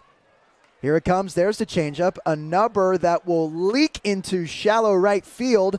Throw will not be in time to first base, and the Dodgers tack on another run from a bloop single from Mason Aaron. That's his second bloop single of the day. Whatever gets it done. He's been on base 3 times now. 3 stolen bases. He's doing it all out there on offense. So it all started with the Bubby Campbell single. And now we're seeing a pinch hitter coming in for Jeremy Camarena. It's Liam Keithley from Cal Lutheran, a graduate of Santa Barbara High School.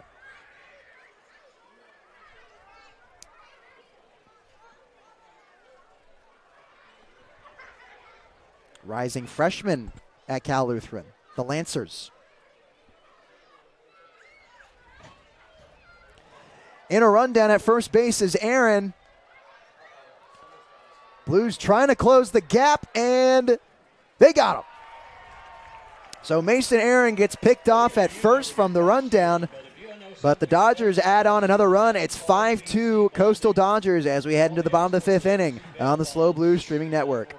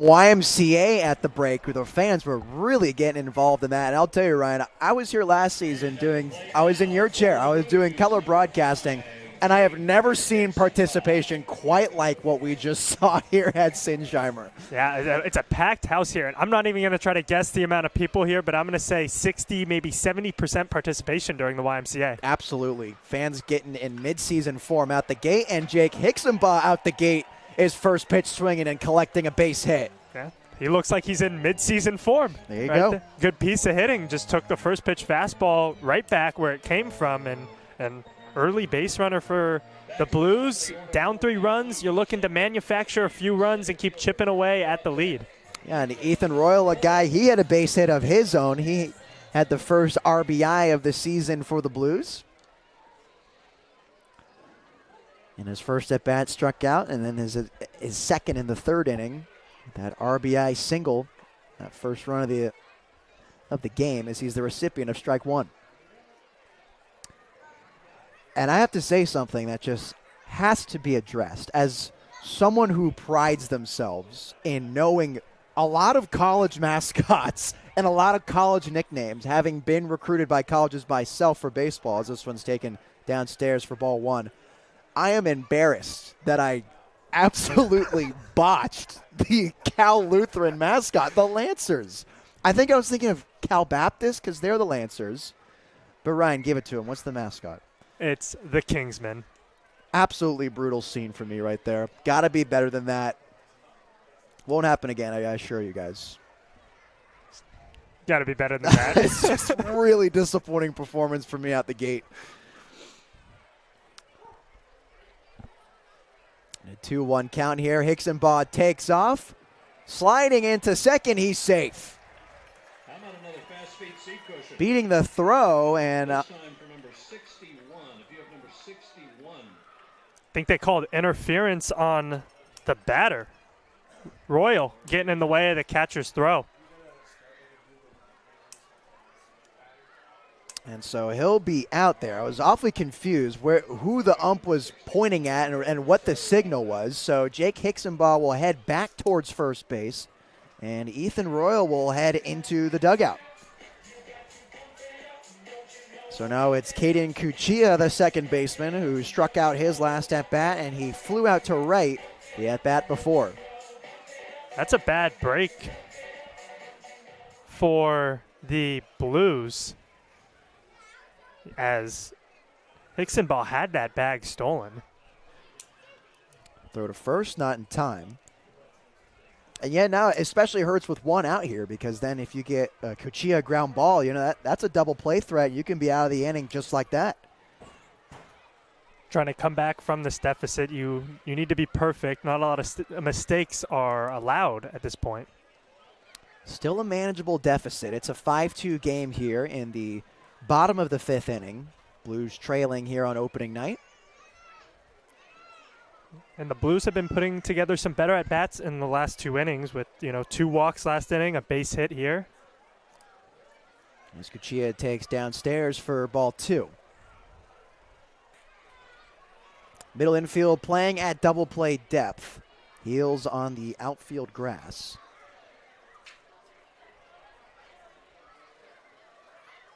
Blues only have 4 hits tonight. Throw back to first, not in time. Jake Hicksonbaugh is there safely. 4 compared to the 5 that the Coastal Dodgers have. And when you see that, they only have 1 more hit than the Blues, and they're up by 3 runs. That just tells you the story of this game. It's been a game of free 90s. As Hicksonbaugh takes off for second base, he'll be in there safely with a stolen base. Gets the stolen base either way. Got a really good jump on that pitch. And that's the role Hicksonbaugh played a lot last season. He'd come into pinch run, or he'd get on a base hit or a walk, and he'd steal right away. Now in scoring position, and that sets up Caden Cuccia nicely to chip away at this lead. Well, that's what's been biting the Blues tonight. It's been the walks, and it's been the free 90s. And there's a strike taken from Cuccia, now following 2-1. That stolen base is extra important as well. 3-1. That stolen base is extra important as well. It eliminates the double play. Hicksonbaugh taking off again, but Cuccia withdraws the walk. Runners at the corners for Isaiah Munoz. Again, Hicksonbaugh got a phenomenal jump over there at second. I mean, he was halfway to third before the ball was out of the pitcher's hand. And then a great at-bat from Cuccia to get on base for Munoz, who had a really good at-bat his last time up and had a hard-line drive at the shortstop. Yeah, just a tough break from Munoz there. He squared that one up pretty well. He squared up his grounder to shortstop up pretty well, too. So we'll see if he can finally catch a break here with another loud barrel. It's a close call on the pick off to first for Cuccia, but he's in there safely.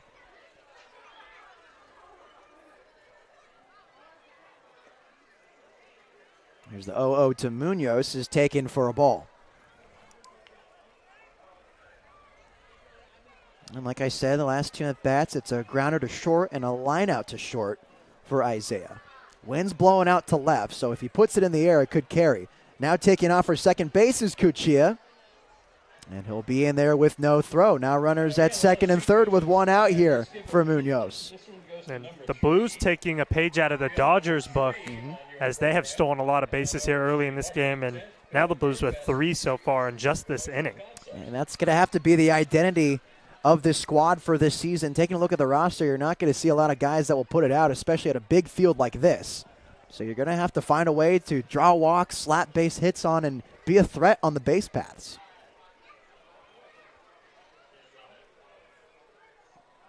Munoz finding himself now in a 1-2 count, having to battle here with 2 runners in scoring position. Wanting to get the job done here midway through this ball game. Down 5-2. Here's the 1-2. Taken upstairs, count now even. Good idea there from the Dodger pitcher to go to the curveball ahead 1-2. He just got a little behind it and left it up in the zone.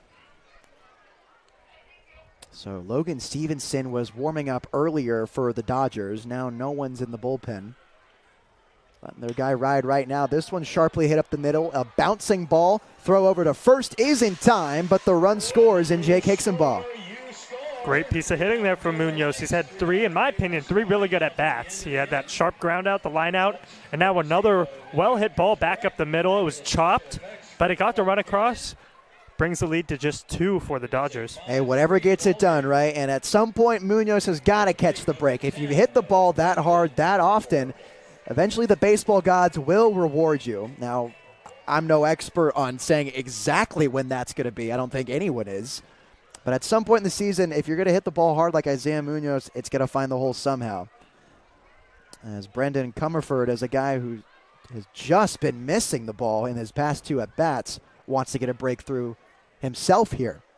2 flyouts, 1 to left, 1 to right, and both times he just got underneath them. I think the biggest part of that Munoz at-bat was now there's a runner on third.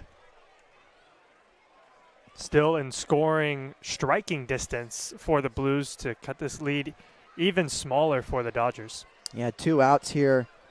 Caden Cucina just 90 feet away. You don't got to hit an absolute bomb here. Just a leaker into the outfield will get the job done here for the Blues. And like you mentioned, Comerford, 2 good pieces of hitting in his first 2 at-bats. Just see if he can hit something on a line where there's no defender in a blue jersey. 39 RBI in his last season at Ohlone this spring. And he swings and misses through the fastball here.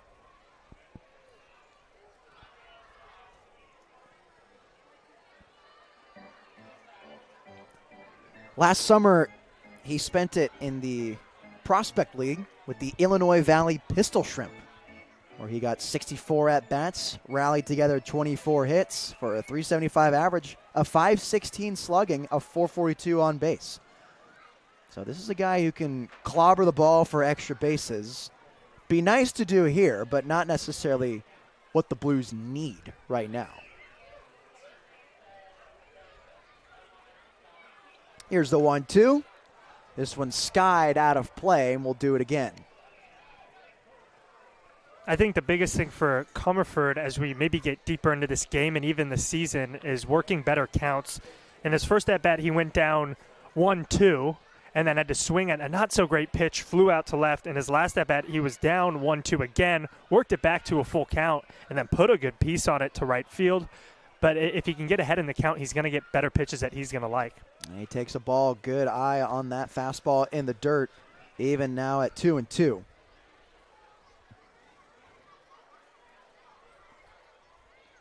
Deuces wild from the right-hander from Pleasanton, California. Here it comes. Tapper down the third base line, but foul. And typically when you see those guys who slug high, it coincides with hacking early. If you're going to get a fastball early in the count, those guys are going to swing at it and they'll do damage. The missing part for Comerford this evening has been the doing damage part, but he's been very close. Agreed. And looking at his stats, last summer he did have 22 strikeouts, which tells me he didn't get into great at-bats. And he swings and misses through that fastball upstairs. But the Blues tack on a run. It's 5-3 as the Blues are trying to crawl back into the lead in this game as we head to the top of the 6th on the SLO Blues streaming network. The tennis ball toss. You'll notice the tennis ball.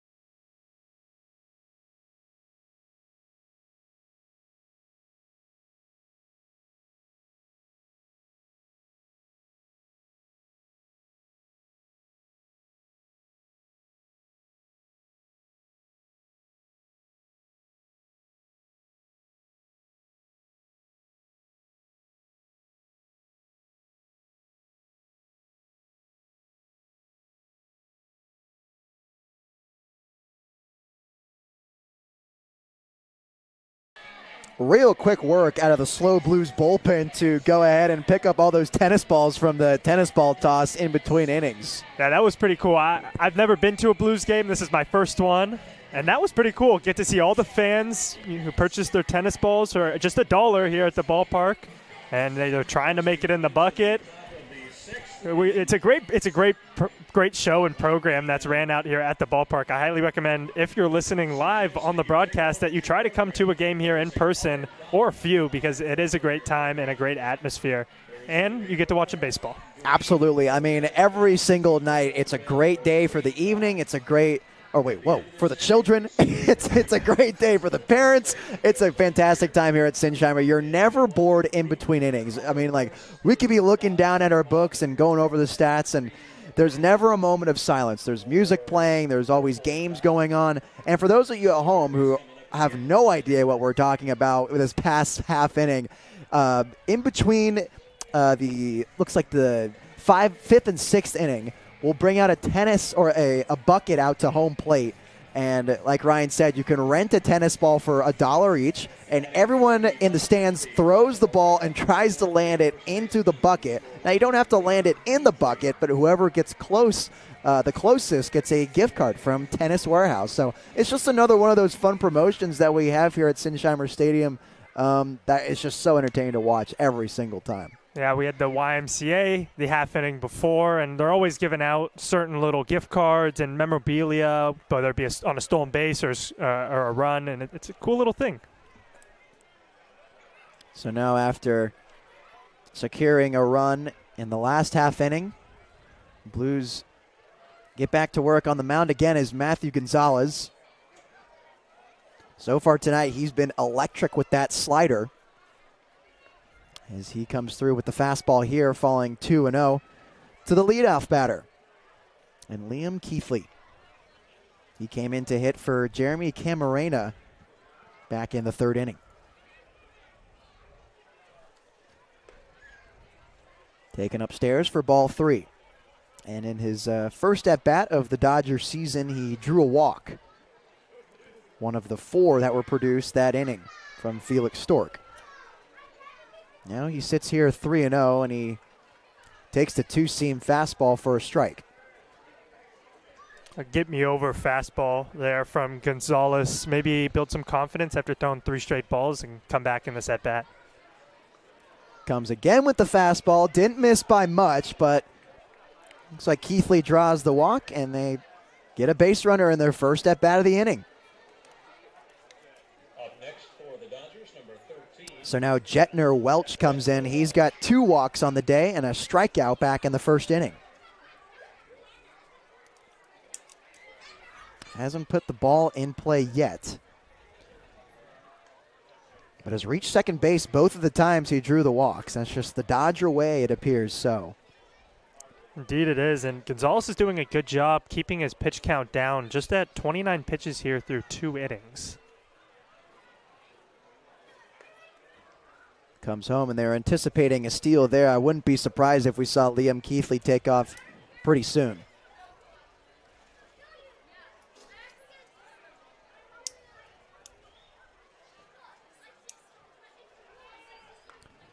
He does take off here. Miller's throw is just a little short. Bounces around the infield, but stays on the dirt. There's a stolen base for Liam Keithley. It's another one for the Dodgers. They're 7th, if I'm not mistaken. Just quickly getting runners to second base. Just attacking early on the base paths. Same news here in the top of the 6th. Gonzalez comes in on the left-handed batter, and Welch now 3-0 once again. I want to say I counted in my scoreboard, or scorebook, excuse me, and it's 8. So I was 1 off. 8 stolen bases for the Dodgers. Here he comes, swinging and missing through the changeup as the rain begins to fall here at Sinsheimer. Did not see this in the forecast. Not at all, but the clouds have been rolling in since first pitch. Some great clouds here at Sinsheimer. Starting to pick up, a little chilly. The hoodies are coming on here in the sunny Central Coast. This one popped up and out of play. And as the gray clouds come in, it's coming at the same time as twilight sky, which is basically impossible to see the ball in the air at because the ball just blends right in with the background. And that's where you see a lot of miscommunication with players in the infield and the outfield on who has the ball and who can see it. As swinging and missing for strike 3 is Jetner Welch. Second strikeout of the day from Welch. And in my opinion, an interesting approach from Welch. He went up 3-0, decided to swing 3-1, and then just never stopped swinging. And Gonzalez threw that changeup 3 straight times to sit down Welch. He's had some really interesting at-bats. Struck out on 4 pitches, then walked on 4 pitches, and then went up 3-0 and struck out again. Was probably giddy to get ahead in an account there. He didn't want to walk again. He wanted to somehow get the bat on the ball somehow. Just got a little too giddy. Ended up producing the strikeout. As Victor Heredia takes the slider away for a ball. That's something you'll see a lot in the CCL. These guys are out here to get better. They don't want to take walks. They want to get bat on ball, give themselves a chance to run it out to first, get on base, improve their base running as well. You will see a few walks here and there, but they're looking to hit the ball. On the sentiment of getting better, it actually makes perfect sense that we're seeing more sliders from Matthew Gonzalez, because if you're going to work all summer on that changeup and it works so well for you, you want to build your repertoire even more, especially now that you're hitting the portal. And he's hitting that first stride well with his new fangled slider. As he gets ready to chase upstairs, count now 2-1. And I don't know how long he's been working on it. Maybe something we need to ask him soon, but it looks really good. Mm-hmm. He's putting it in good spots, using it in advantage to hitter counts, advantage to him counts. He's using it all the time. He seems to disguise it well as he gets the check swing there from Victor, because the release point is identical to the fastball. We're seeing with the Dodgers pitching that the curveball is obvious. You're seeing the bent wrist coming up top over the head, and then the fastball is a little more 3/4. With Gonzalez, it's all 3/4. So it's difficult for those hitters to recognize it. And then on top of that, you got the filthy movement, sweeping right, or if you're a right-handed batter, left to right. And the 3/4 is probably why he's getting so much extra movement on that slider. He's already coming across his body, and then he's also throwing it across rather than over the top like you would see for his fastball or changeup. Gonzalez on the 2-2, goes for the slider, a check swing, and yes, he did. So Victor Heredia goes down swinging on the slider. 2 strikeouts in a row for Matthew Gonzalez. There it is again. He has at least 3 strikeouts to my knowledge on that pitch. It is really a good pitch. He's using it really well, too. I would be interested to see if he would want to experiment maybe, especially to all these righties throwing it front door, get him a little off balance. A front door slider to a front door changeup is a great pitch mix that pitchers at all levels use to fool hitters. We'll see if he starts experimenting with that here in this ball game. It looks like that fastball missed inside for ball 1. Matthew Gonzalez's time could be limited as there is some action in the SLO Blues bullpen. Not sure what number that is. We'll get that to you as soon as possible and let you know who's warming up. We're also seeing Logan Stevenson getting back on the mound for the Dodgers in their bullpen, so could be seeing some new noodles in just a second. Skips the slider in the dirt, now 2-0 to the right-handed hitting Ben Fabian. Good job keeping it in front there by Miller. He's done a pretty good job up to this point. Only a few have gotten by him, but you're dealing with a guy who's been very slider and changeup heavy today. You're going to see a lot in the dirt. It's important to block the ball, keep it in front. Yeah, that's been the unsung hero of tonight as well. And he's gotten a few balls go past him, and you're not going to get all of them, but for the most part, Brody Miller's been doing a great job keeping the ball in front. This one's hit out into right center field. Here's Blanchette again being waved around to score, and the throw will not get there. So the Coastal Dodgers tack on another run from the RBI single from Ben Fabian. That's his second base hit of the day. It's a good piece of hitting. He just inside-outed the fastball and drove it into the opposite field gap. A good job by Blanchetti to get in front of it and keep him at first base, and also by the first baseman Johnson to cut it off. And for Blanchette, you know, that ball was hit hard and it was falling fast, and that outfield grass is very thick, and especially now that it's getting a little wetter out there, the ball isn't going to roll as much. So typically where you're running towards it and the ball is coming at you, bouncing at the same time, the ball just halted. So that bought a lot of time for the runner in Keithley to come in and score for another run for the Dodgers. Here's Wylan Nelson now for his 4th at-bat of the day. He flew out to center last time, struck out, and walked.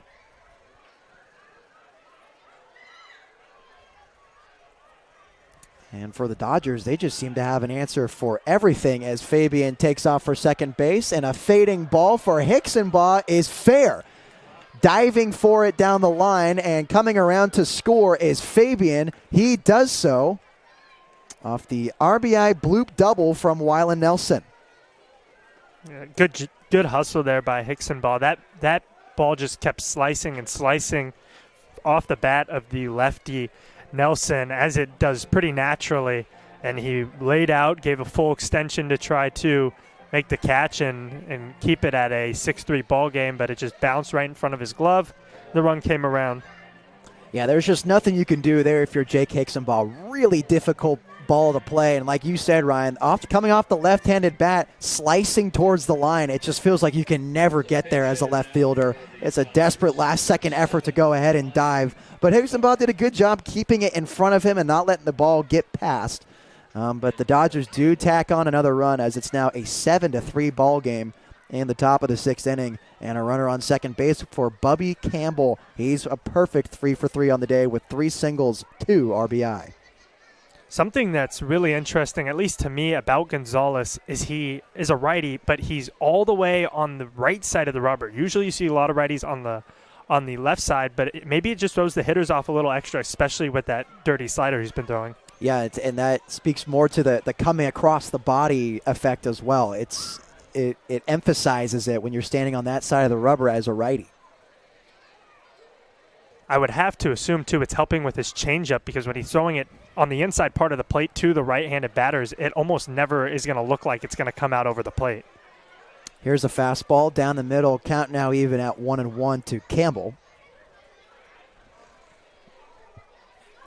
Campbell, who's seeing it well. He's got Nelson over at second base. Check swing on the changeup. Ball gets past Brody Miller, and that will be Wylan Nelson cruising into third base. And Brody Miller hasn't asked to appeal to the first base umpire to see if Bubby Campbell went. Could have gotten the swing there.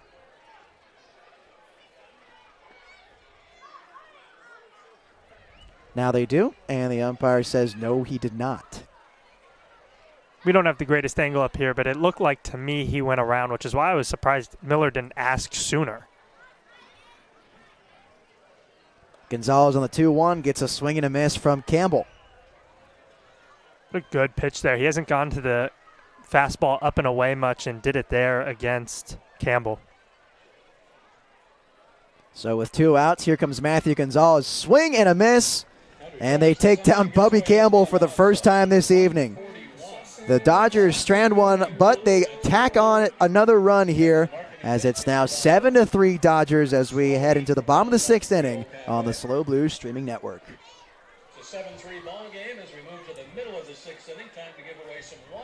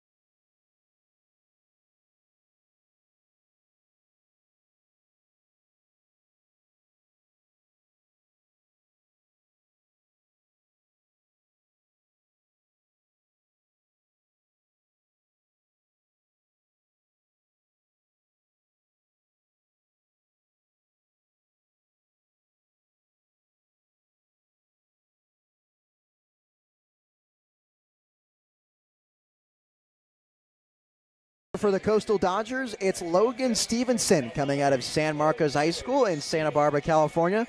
All 6'5" of him toting the rubber as he heads to Lewis and Clark College next fall. And he gets a chance to come in here and close the door on the Blues as we are about to enter the final third frame of this game. And it seems like every time the Blues try to get ahead or they try to get any progress on that lead, the Dodgers have an answer.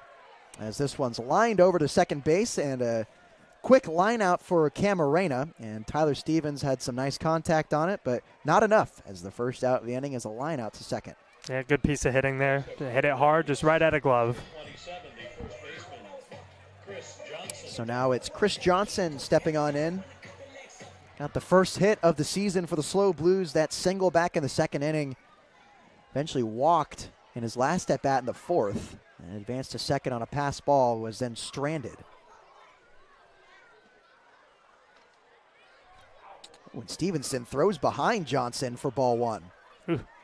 I want to go back to that Stevens at-bat. A very different approach in both of his first 2 at-bats. He saw 7 pitches there. He attacks the first pitch. This is the third pitcher he's seen now, and he got a good pitch, ripped it right at the glove. But he's had 3 very quality at-bats. Seen a lot of pitches today, and I think, you know, third time he was ready to grip and rip. He's seen 2 college guys for the first time, and that time he felt ready, and, you know, he did hit the ball hard, but, you know, unfortunately for him, just right to the second baseman in Camarena. Purple, green, red.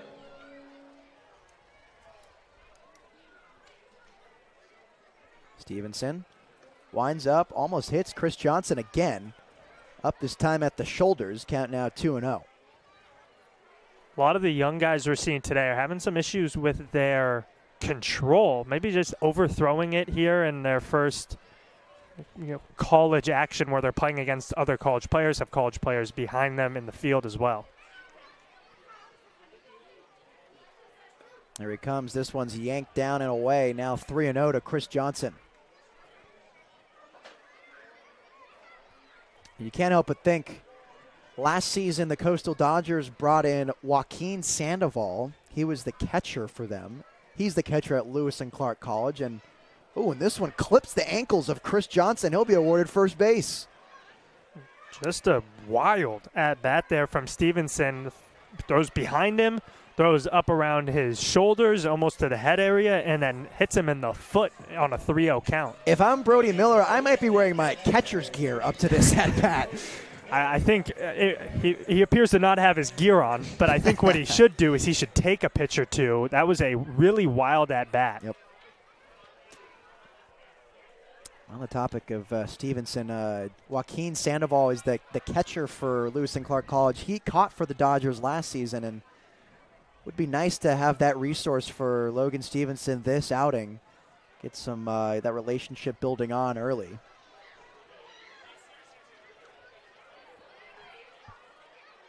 That's Brody Miller up now. He had an RBI ground out in the 4th over to first base, and he flew out to center the time before that.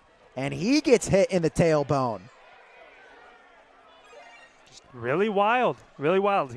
First pitch was right down the middle to Stevens, and Stevens ripped it, and then absolutely wild pitches against Johnson, and then in a 1-0 count goes fastball again that just gets away from him and hits Brody Miller. I don't think it's intentional. It's all been on fastballs. He's I said, he's probably just overthrowing it, overthinking it a little bit here. I mean, probably one of the bigger crowds he's played in front of in his career.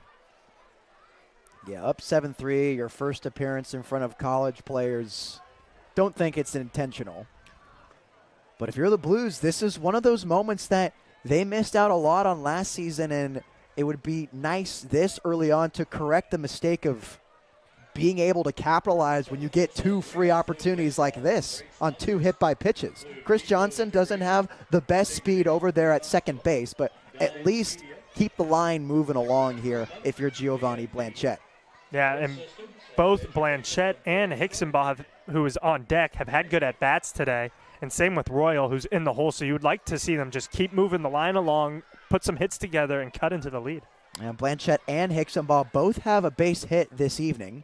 And now Blanchette gets hit in the back. 3 hit-by pitches in a row for Stevenson. And now we're going to see an appearance from the Dodger coaching staff to talk it over with his tall right-hander.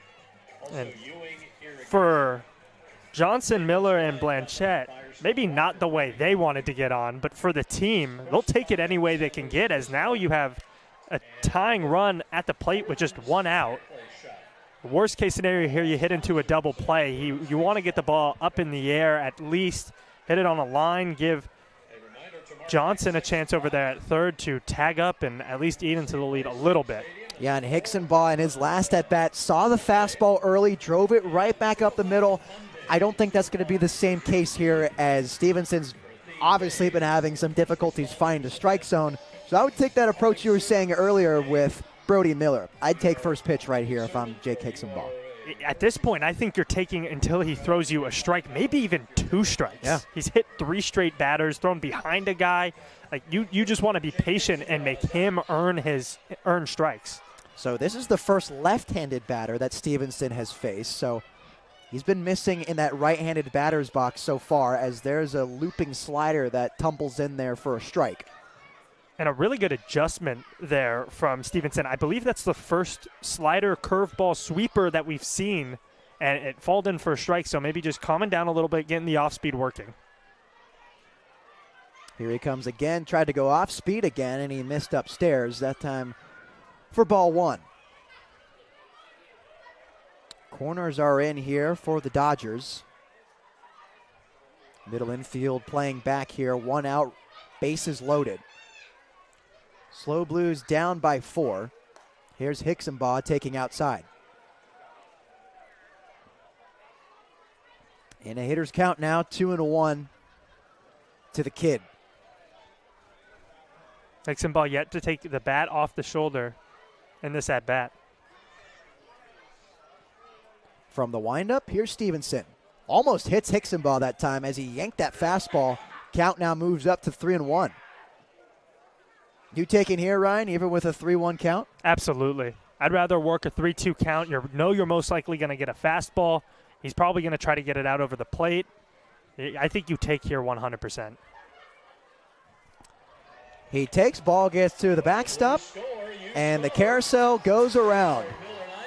And the catcher, Campbell, wasn't running with any urgency towards the ball, and I was waiting for something to happen as Hicksonbaugh was frantically pointing towards Chris Johnson to go ahead and take home, and he did. He catches Campbell sleeping, and the Blues just add on another run for free. Absolutely incredible heads-up base running, and instead of having bases loaded and you're down 3 runs, now you have runners on the corners and you're down just 2 runs. You still have a chance here with 1 out to get some more runs across and cut the lead even more. What the Blues have done a good job of the last 4 innings is matching the runs that the Dodgers have put up in the top half of the inning, but they would like to jump ahead at some point. Now taking off for second base is Hicksonbaugh, and he'll be in there safely. Runners at second and third for Ethan Royal. Now a base hit scores 2 and ties this game up. A big spot for Royal. So Campbell having a great night on the plate, gets caught sleeping, and added on another run for the Blues after not going after the pass ball towards the backstop. Jake Hicksonbaugh doing a great job acting as the coach at home plate, bringing in Brody Miller. A good pitch there again from Stevenson. Went back to the off-speed. I think that's going to be his bread and butter today. Off-speed again. This one's leaking into the right center gap. It will fall. Ethan Royal with a double and maybe more brings home 2 more runs. Here comes Royal to third, and the smoke is lighting up Sinsheimer. What a piece of hitting there from Ethan Royal. Took the hanging breaking ball, drove it the other way, brought in 2 runs for the Blues, and we're in business now as it is 7-7 here at Sinsheimer. What a great break for the Blues. They really needed that one, and Ryan, they're right on cue, right as I was talking about, capitalizing on the mistakes. They do exactly that. Those 3 hit-by pitches and the walk come in to score on the bases-clearing triple. Just a phenomenal piece of hitting by Royal, who's had some really good at-bats. And, this wasn't a ball that was scalded. It wasn't, I wouldn't even say that an exit velo above 92. But it did just enough job to leak into the right center gap. The outfielders were playing really shallow on him, too. So he's able to burn them and place into the gap and clear the bases. They've been playing shallow all day. Yeah. Big swing and miss from Kuchina. Still looking for his first hit of the day. He walked, struck out, and flew out to right in his last 3 at-bats. Great ball game brewing here. This one skips in the dirt. Kuchina tells Royal to hold up. Really good block there by Campbell, who had the mental mistake earlier in this inning. The backstop here at Sinsheimer is not forgiving. No. There is no actual wooden backstop that you'll see at a lot of ballparks, and it is deep. Mm-hmm. Oh, there's a fastball. Didn't miss by much, but it did miss. A 3-1 count to Kuchina.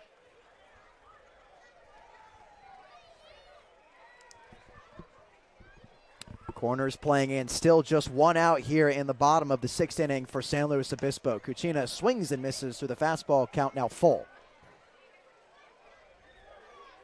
Rain getting heavier, droplets getting thicker as chaos ensues here at Sinsheimer. Here's 3-2. This one's nubbed over to Camarena. That will score Ethan Royal. And the Blues now take the lead on the RBI groundout from Caden Cucina. Whatever gets it done. Whatever gets it done. And the Blues put together a great inning here. 5 runs on just 1 hit. Absolutely insane. Feels good to catch a break like that every once in a while, you know? Yeah, and they've really just done a good job being patient with the wild Stevenson out there. Stevenson, 15 balls, 23 pitches, so only 8 strikes up to this point. You know, with the young squad that the Blues have, that's an excellent sign for them as well. A lot of maturity coming out of that dugout. Yeah, something you hope they take with them into their college experience and come back here next summer even better hitters. Yep. 1-0 to Munoz. He was taken all the way. He improves to 2-0 on the at-bat. Mentioned this is last time up, but Munoz has had 3 really good at-bats, 3 really hard-hit balls all at the shortstop and collected an RBI his last time up. Takes a fastball. Looks like it just missed a little low. 3 straight balls for Stevenson. And Munoz probably won't even bend his knees in this at-bat. Still only 8 strikes in his appearance for Stevenson. This one yanked into the other batter's box, and an easy base on balls for Isaiah Munoz, and this one continues for Brendan Comerford. I don't think Munoz had the intention to go up there and even swing the bat until at least there was 1 strike.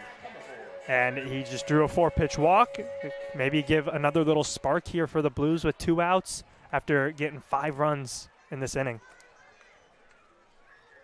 Comerford, who struck out in his last at-bat and flew out in his other 2. Gets a shot here with a runner on first and 2 away here for the Blues. And if you're Comerford, you have to have the same exact approach. That is 5 straight balls now for Stevenson. Hopefully they're relaying the message down there in the dugout. Stevenson comes inside, and Comerford holds up his swing for ball 2. Thought about it. He did. Comerford does something very interesting with his stride towards the mound. He steps away towards the 5-5 hole. I feel like that's something that we're seeing a lot more often, especially at this level of baseball. I was calling a few Cal Poly club games a few weekends ago, and almost every single hitter was stepping, what I was told when I was younger, stepping into the bucket with that foot. Kicks and fires. This one sent out to right center. Pretty shallow but playable, and it will fall right into the glove of Welch. Oh! But the damage has been done. The Blues take the lead 8-7 in the bottom of the 6th inning. We'll head into the 7th on the SLO Blues streaming network.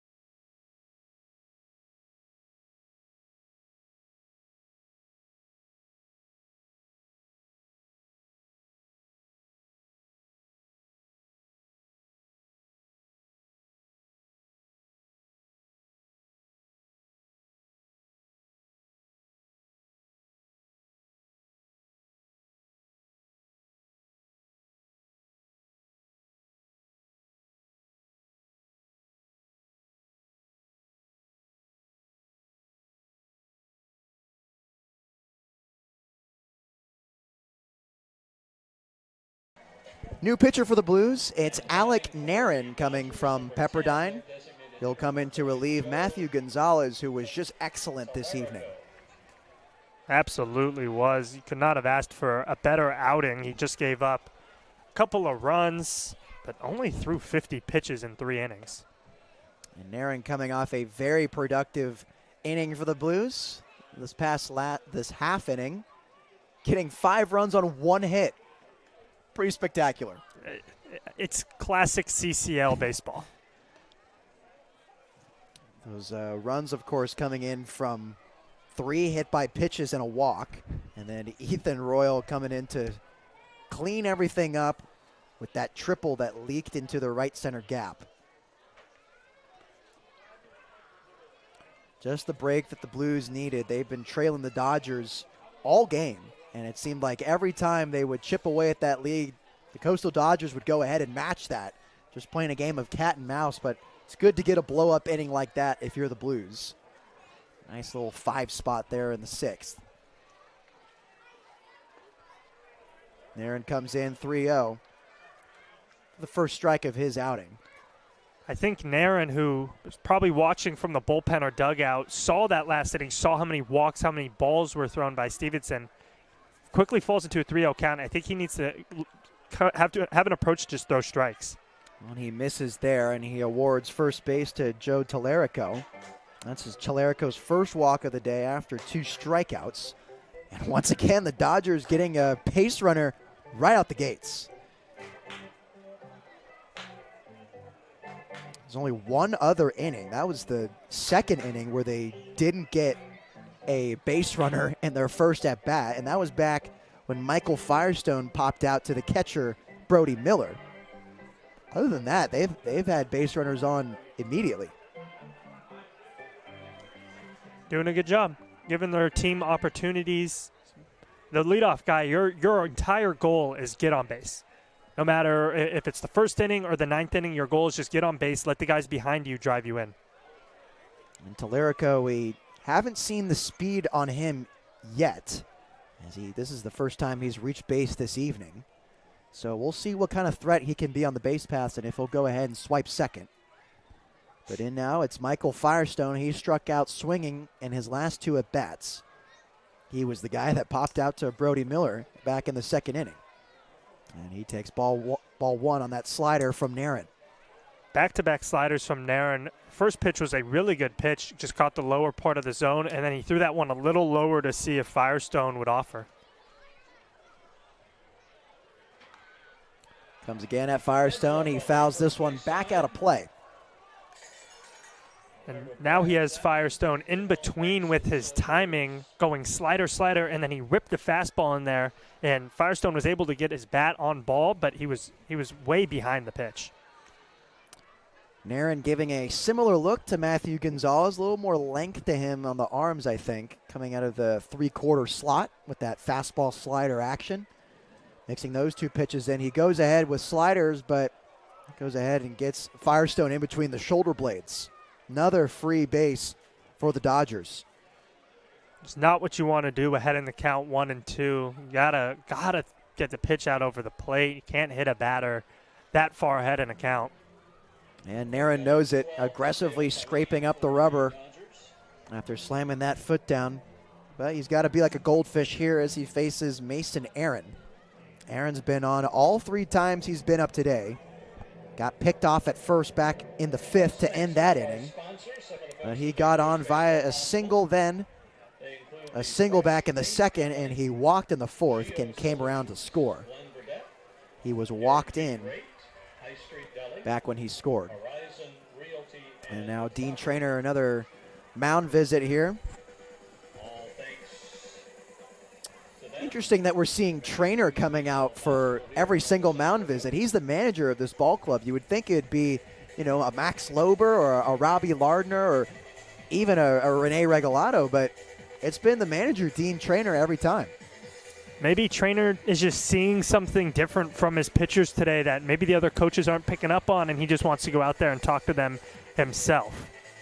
Traynor also a professional pitcher playing in the minor league system. Also probably that's his high school coach, so he was doing a lot of the mound visits, a lot of the talking throughout the regular season at SLO High. He was helping him improve his pitches. Trainer spent some time as a pitching coach for Miami Marlins. In his playing days, he played for the then Cleveland Indians, the San Diego Padres, Expos, Los Angeles Dodgers, and the Florida Marlins. Plenty of a great experience, especially for these young guys to just kind of pick at his brain and become better. Nairn on the 1-0 comes in for a strike on Mason Aaron. Nairn versus Aaron, no relation. A 1-1 count here with runners on first and second here for the Coastal Dodgers. Down 1 run. Hits him on the hip with the slider. So a walk and 2 hit by pitches. And the Dodgers are getting the same treatment they gave to the Blues last inning. I think I'm getting some deja vu. I am too. Hopefully not too bad. I do not want to see a 5 spot put up here by the Dodgers. You would love to get out of this inning with just very minimal damage done. Would not be ideal, especially having Matthew Gonzalez in there doing so well, and you give the opportunity to Alec Nairn and allowing runs to come in after that. That would hurt for manager Dean Trainer. Although I'm not sure how strategic Trainer is getting quite yet. I'm sure he wants to get a lot of these young guys some reps in there into this ball game. I'm sure if he was in full strategy mode, Gonzalez would still be in there right now, as this one's taken for a ball low. Absolutely. It's kind of a feel-out weekend for the Blues. They have a lot of guys who haven't yet either finished their college season or even, finished their schooling in college, so they're not here quite yet.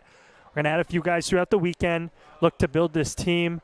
But giving these young guys a chance here early in the weekend. And that's just how it goes with summer ball. You're just trying to piece together a roster somehow. I know within the last few days, the Blues have added on some players to their contracts, quickly getting them in, get them a jersey, just get them on the field some way, somehow. And as broadcasters, we've had to keep up with that as well. Still learning everyone here at Sinsheimer, as swinging right through it is Liam Keithley. Keithley's got 2 walks on the night ever since he came in for Jeremy Camarena. Unsure why he was taken out. He was hit by pitch in his second at-bat, so maybe tending to that injury. Keithley got a stolen base on his second walk, and now he's 2-2 here with runners on second and third. This one's lofted out to center. Royals got it, coming in. Here comes the throw. Won't be in time, and the Dodgers tack on another run after the sacrifice fly from Liam Keithley. It's a good piece of hitting there from Keithley. He knows that he just needs to get the ball in play to get a run across. The infield was back, looking to turn 2. The Blues are willing, with how good their offense has been in the last couple of innings, they're willing to give up runs for outs with still a few innings left to play in this game. Game now tied after the sac fly from Liam Keithley. And now Jetner Welch trying to find his first base hit of the day. He's walked twice, had 2 strikeouts. 2 interesting at-bats, as you were saying earlier, Ryan, as he takes a big cut at that fastball for strike 1. He's had a different approach every single time he's come up to the plate. Interesting to see what his approach is this time. He swung big at that first pitch, so maybe it's just swing away. And now he'll face Nairn here for the first time tonight. Here's a chopper just over the head of Nairn, and in between the wickets of Cuchilla at second base. Buys time for the run to come home for the Dodgers. That's Michael Firestone coming in, and Coastal will take the lead. That's unfortunate from just the defense in general there. Nairn looked like he was going to make a play on the ball. Cuchilla just kind of backed off. He was like, all right, I'll let you have it. And then Nairn peeled away, and Cuchilla was not ready at all for the ball to come to him. And what looked like it could have been an inning-ending double play turns into a run. Yeah, just an unfortunate ball placement there from Jetner Welch. I mean, he just blooped that one, chopped it just right over his head, over Naren's head, and then Cuccia wasn't able to come up with it at second base. He's had a bit of a rough night there, had an error back in the first inning, and that run eventually came around to score. But just a tough break for the Blues. That's just not a way you want to go down. I mean, I don't know how many ways you would want to go down in baseball games, but when it comes via an error and a ball that's just leaked over your head, that one just hurts a little extra more. Yeah, I think teams would much rather lose games if they're they're throwing the ball well, and the other team's just connecting and having really good at bats. But you hate to see a little chopper that barely gets past the pitcher's mound driving a run. So now it's Victor Heredia for the 5th time today here in the 7th inning. He takes a slider away for a ball. Heredia was hit by a pitch, grounded into a double play, walked, and struck out. And now with runners on first and second, wants to add on to the Dodger lead.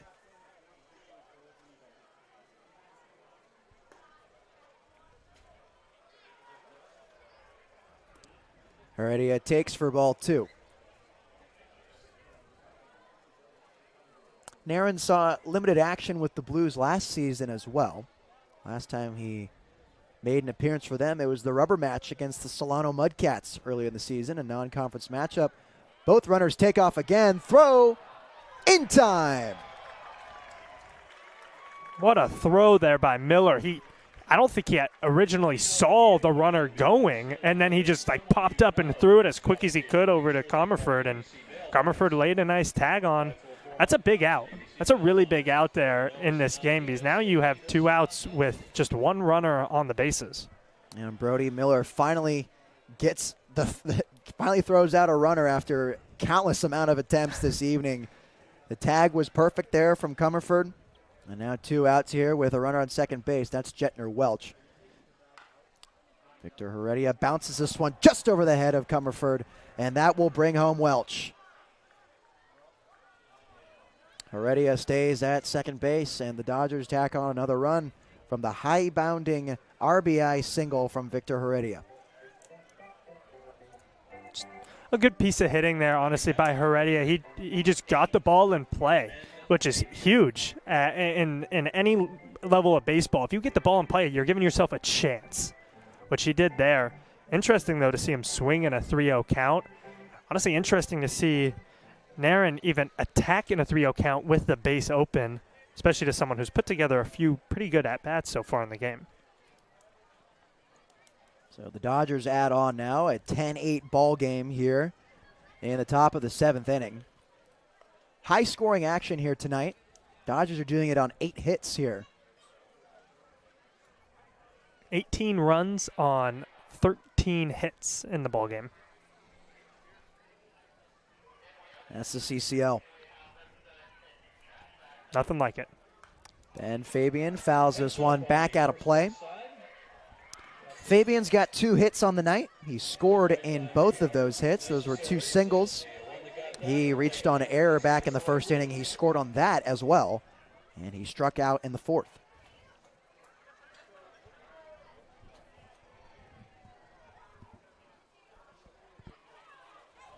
And Fabian gets hit in the left shoulder.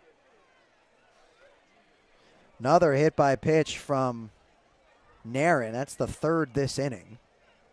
And that keeps the line moving for the Coastal Dodgers. Now Wylan Nelson digs in.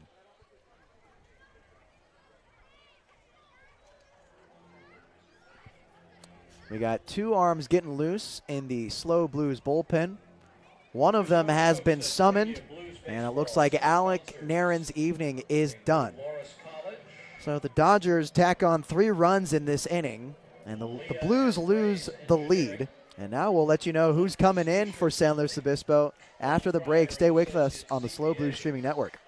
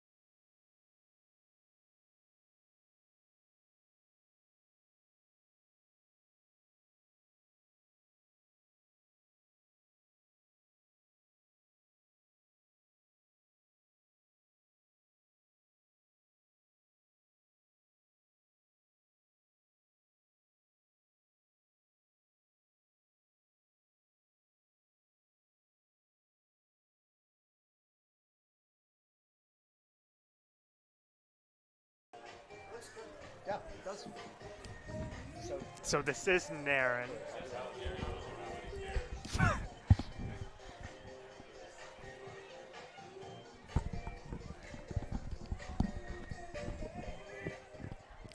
So after communicating with some members down there in the dugout, it looks like this is Alec Naren. Naren in there for strike one on the fastball. I mean, we got a roster here. Maybe 50% of the players have numbers, so we're doing our best up here. Yeah. As the information comes. Tanner Bernoval.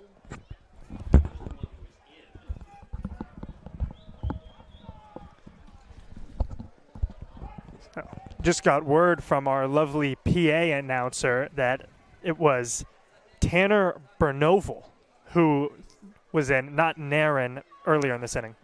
Double steal again for the Dodgers and another successful attempt. That's their fourth this evening.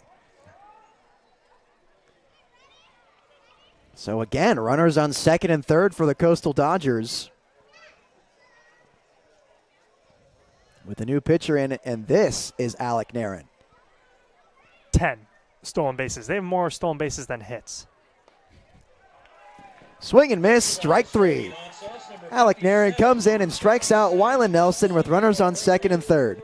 SLO Blues got their work cut out for them, though. A 10-8 ball game as we head into the bottom of the seventh. Time to stretch here on the SLO Blues Streaming Network. Let's all together sing "Take Me Out to the Ball Game."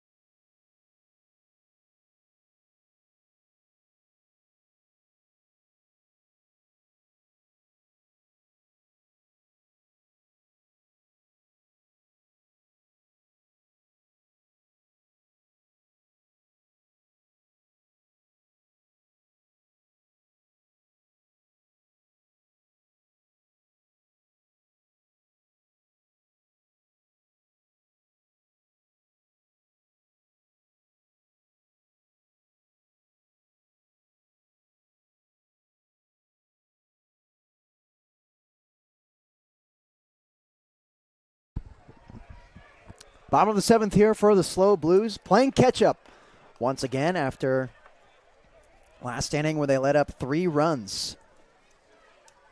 Now behind 10-8 and leading things off for the Blues. It's like Brendan Comerford. At bat for the Blues, number 18, Tyler Stevens. Excuse me, Tyler Stevens.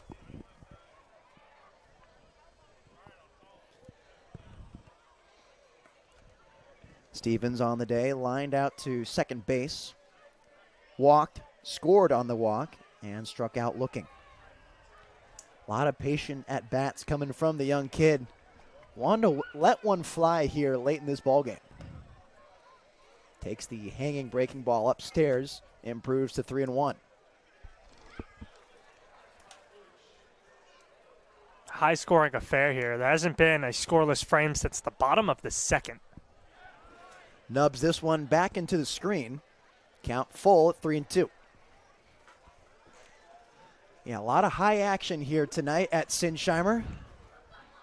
A lot of free passes and a lot of capitalizing on said free passes from both sides. As the 3-2's taken upstairs. And there's a leadoff base runner for the Blues. Some really quality at-bats today from Stevens. I've said it a few times, but I'm going to continue to harp on it because it really is impeccable. 2 7-pitch at-bats. Then he hits a hard line drive right at the second baseman on the first pitch. And now he draws a six-pitch walk. So now it's Chris Johnson coming in here. He was hit by pitch his last time up. Was a part of that chaotic 6th inning. He came around to score eventually. He was the first domino in that piece in that 5-run inning. Aside from the hit by pitch, he also walked and singled the first hit of the Blues season. Johnson checks his swing, didn't go, and improves to 2-0 on the count. Johnson, his last at-bat was dodging in every which direction. Had a pitch behind him, up at his head, and then one hit him right in the foot. He tried to jump out of the way, but he was unsuccessful. But it ends up being a big run and a rally starter. Almost got hit again in this at-bat. Remember, ball 1. Yanked fastball misses downstairs. 3-0 to the big right-hander. Looks like there's 2 arms going in the Dodger bullpen.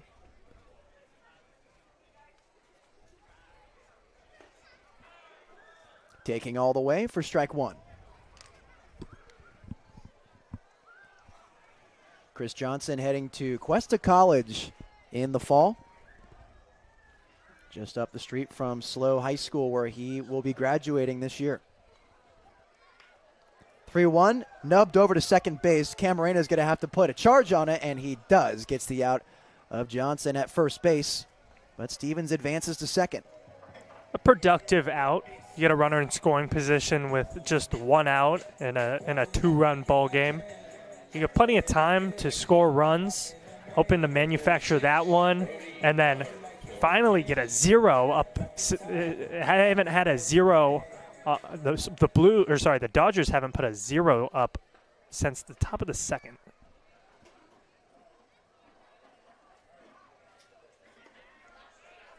So now taking strike 1 is the catcher, Brody Miller. Hit by pitch in his last at-bat, came around to score, had that RBI grounder in the 4th inning, grounded over to the first base, and a fly out to center. Here he is on 0-1, fouls it out of play. I think at this point he's wanting to make the Dodger outfielders pay for how shallow they're playing.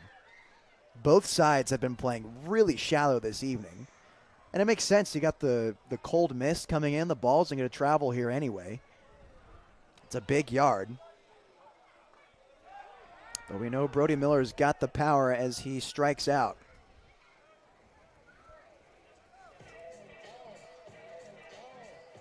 So now Giovanni Blanchette will try to be the spark plug in this inning and try to have a response to the 3 runs that the Dodgers put up in the last half.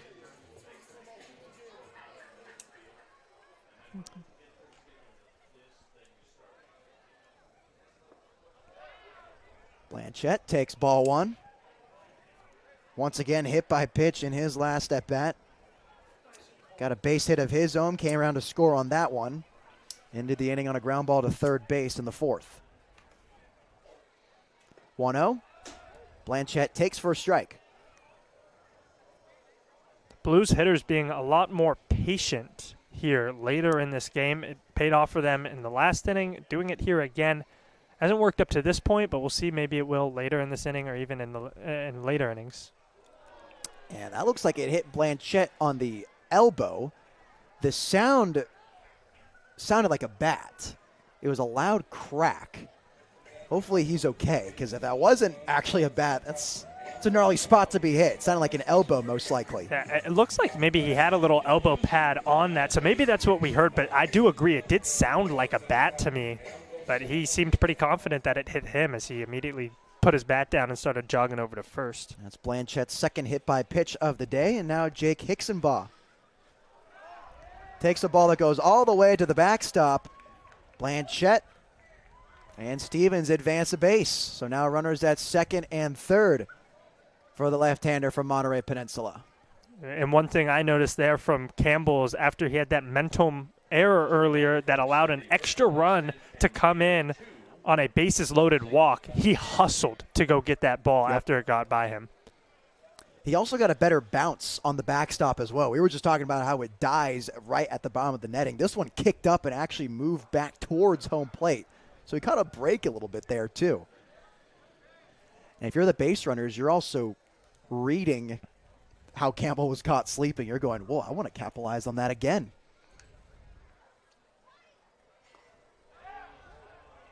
Here's Hicksonbaugh. He taking and now falling 0-2.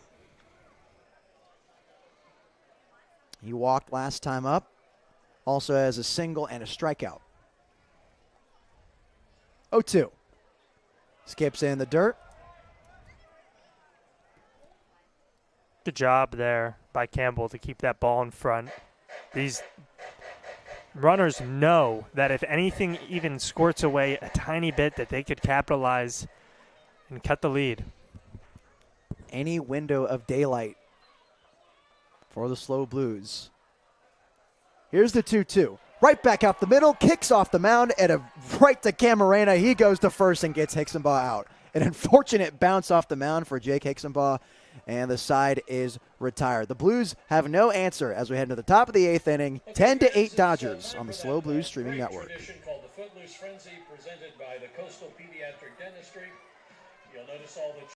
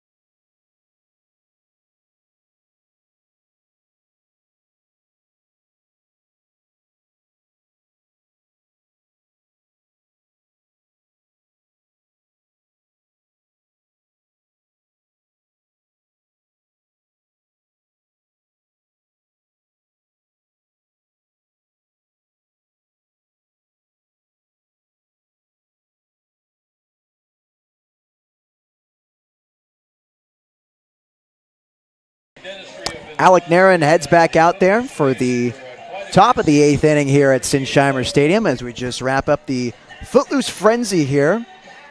All the little kids running out there in left field going to retrieve their shoes as fast as they can.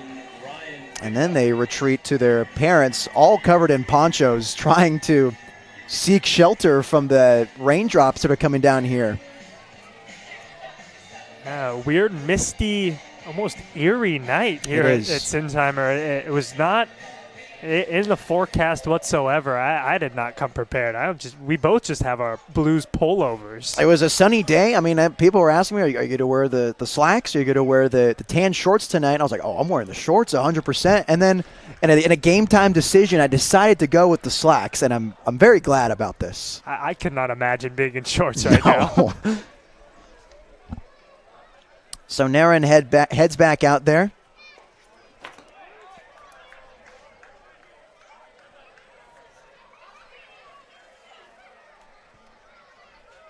Looks like he's facing a new batter for the Coastal Dodgers, Ryan Kakook. And Kakook takes outside for ball 1. Kakook, a redshirt freshman from Santa Barbara Community College.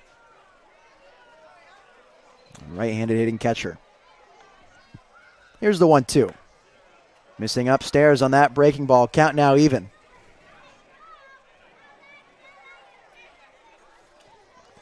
Well, the Blues went quietly last inning in an inning where they needed to answer most. A 3-spot from the Coastal Dodgers responding to the 5 that they put up the inning before. As Kukuk swings and misses through that changeup. Yeah, you're absolutely right. That was the biggest zero of this game so far by the Dodgers. Keep their 2-run lead. They've had a 2-run lead pretty consistently throughout the entire game until the bottom of the 7th, where the Blues blew it open. And Kukuk coming in at an interesting time here. He's substituting in for Bubby Campbell, who has been just a monster against the Blues this evening. Swinging and missing through the fastball for strike 3. Throw to first is in time. So in his first at bat coming in for Campbell, Kukuk strikes out, and that's the first out of the inning.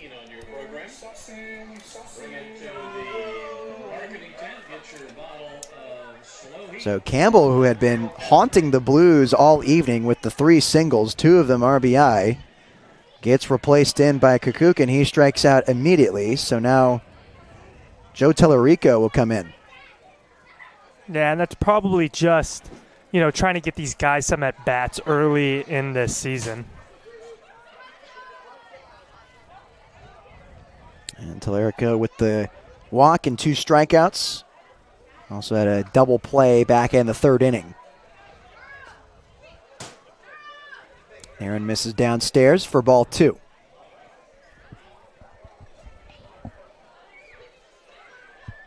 But you talked about it earlier, Ryan. This is the first goose egg that the Dodgers had put up against the Blues since the 2nd inning. And it couldn't have come at a worse time, frankly. A worse time for the Blues, absolutely. They were looking to get those runs back. They really just need to keep the Dodgers off the scoreboard. Dodgers have scored in each of the last 5 innings. Big swing and miss through the fastball for strike 1. A huge cut on 3-0. He did it last time as well. Yep.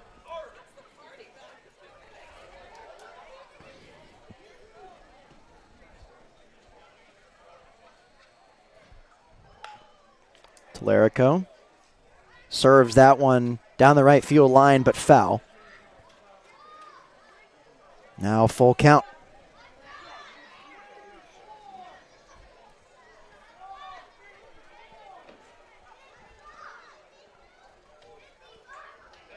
Rising sophomore from Santa Barbara Community College.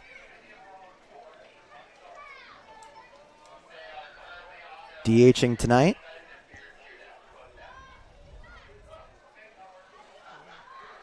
Here comes Narin.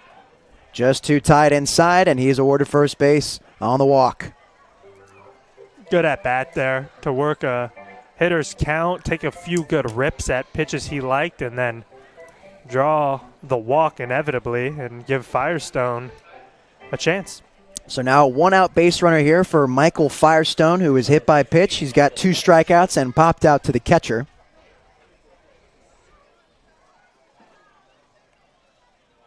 Narin just wants to get a ground ball here, get out of this inning, get the bats up there again. Another opportunity here for the Blues to regain that lead.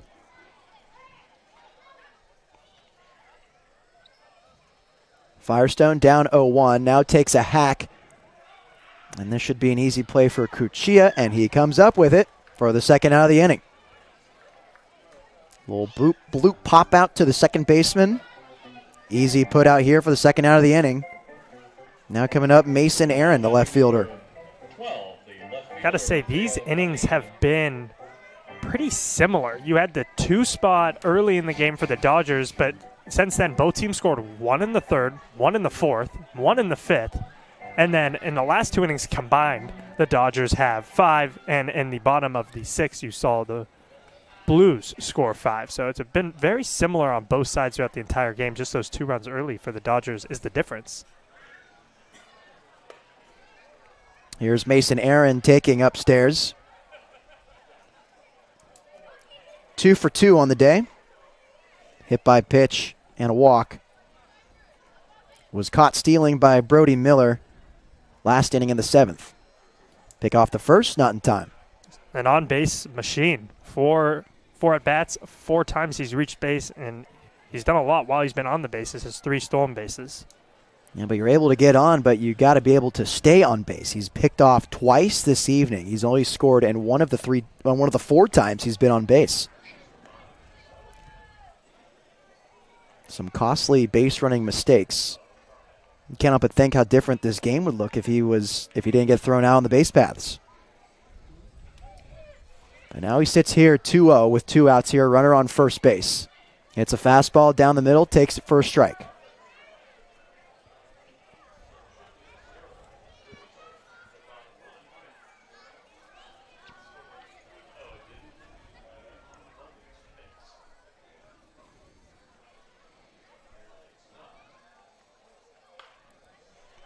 Two one spoiled away into the netting near the dugout. Evens it up at 2-2. Good job by Nairn to work back into this count. This would be huge to keep the Dodgers off the scoreboard in this inning. Deuce is wild for the Pepperdine Wave. Here he comes, looping slider, just misses upstairs. I do not know where that one missed. Set upstairs, it looked pretty darn good to me. Look, that umpire was ready to pull the lawnmower lever too, and he just didn't come through. Here's 3-2. Got him swinging, strike 3. So the Dodgers strand 1 runner on base. They get a goose egg out of him, and we'll head into the bottom of the 8th inning here on the SLO Blues streaming network.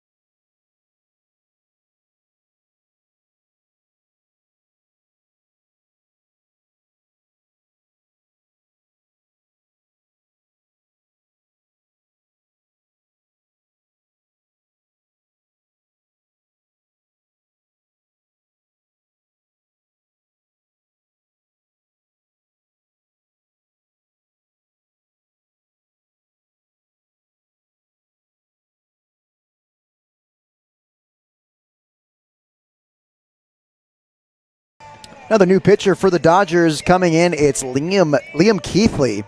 He's been hitting in this game. He came in for Jeremy Camarena. And it looks like the Dodgers are sacrificing the DH. They're having Joe Tallarico playing second base there. So some substitutions moving around the diamond here as we have the leadoff hitter for the SLO Blues coming up. It's Ethan Royal. He played the hero last time he was up with that 2 RBI triple as he pops this one just foul out of play. Strike 1. That triple was probably the best piece of hitting we've seen from anybody on either side today. He just did a phenomenal job to drive the ball the other way. clear them up, and it was really a big factor of that 5-run inning. So let's see if he can get a leadoff base runner here as he takes fastball inside for ball 1. And he's had 2 strikeouts as well this evening, but a 2-for-4 night for the kid. Had a RBI single back in the 3rd. That was the first RBI of a Blue any this season. As the slider misses downstairs. And here's count now 2-1.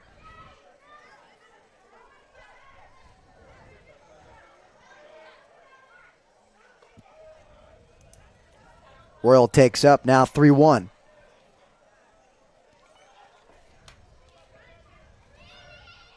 Center fielder from Utah Tech. Played his first season as a Trailblazer last year after spending 2 years at Cuesta College. Fouls this one straight back into the netting.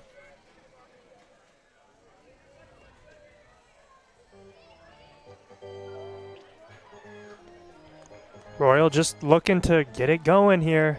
The later innings, you only have 2 more at-bats, 6 outs to get those 2 runs back. Royal pops this one up. Still in play and banging against the fence is Fabian, and he doesn't come up with it. And he'll get another life. Good hustle there by Fabian, the second baseman. Tellerico and Welch to all try to get to that ball, and Fabian was the closest, and I think he overran it a tiny bit. Tough to see in a night like tonight. You got the misty skies, and the lights are hanging a little low here, so if a ball is hit over them, you just completely lose it in the night sky, and it looks like that's what happened there. Payoff pitch. Fisted into the stands right behind home plate. Almost a great play there made by a Blues fan. The kids quickly swarming to the ball. Foul ball sponsor tonight is ourselves, the SLO Blues. Payoff pitch served out into right center. Looks like that's going to burn Firestone, and it does. Another solid piece of hitting for Ethan Royal, and it looks like he's going to chug all the way home. And Regalado stops him right away. Second triple of the night for Ethan Royal. What a piece of hitting, and I don't think Regalado stopped him. He didn't stop him, right? He was giving him the sign, telling him to go, and Royal's like, no, I want a second triple. Hey, I guess better to play it safe there and get your second extra base hit of the night and know you can come back with a triple and have a base runner here with no outs, especially with Caden Cuchilla coming up. And that would have been demoralizing had he had gone and got thrown out at home. Now a really good opportunity to get a run back or more. But Ethan Royal making him pay out there in the outfield. I alluded to it earlier. They've been playing shallow all evening, and he just burns Firestone out there in center field with another great piece of hitting. Yeah, I mean, that ball was definitely hit into the gap, but if the outfielders aren't playing so shallow, that's a pretty routine fly ball.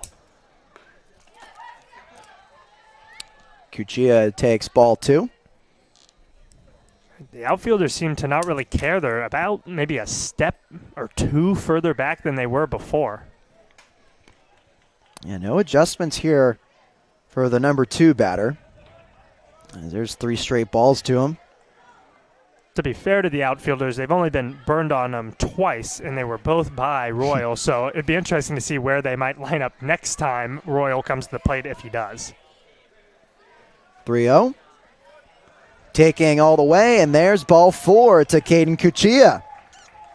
So now things getting interesting here as the go-ahead run strides up to the plate. It's Isaiah Munoz.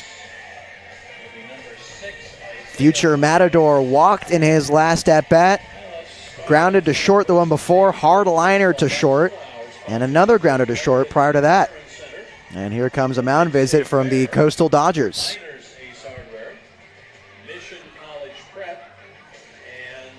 And once again, you don't got to try to do too much here. You got no outs. So even if you ground into a double play, Ethan Royal still scores. Not the outcome you would want if you're the Blues. You'd obviously want to do more damage, but nothing incredibly hurt if you ground into a double play here. And the the Dodgers are okay giving up a run for an out at this point, whether it be on a sacrifice fly, a double play, or even a fielder's choice.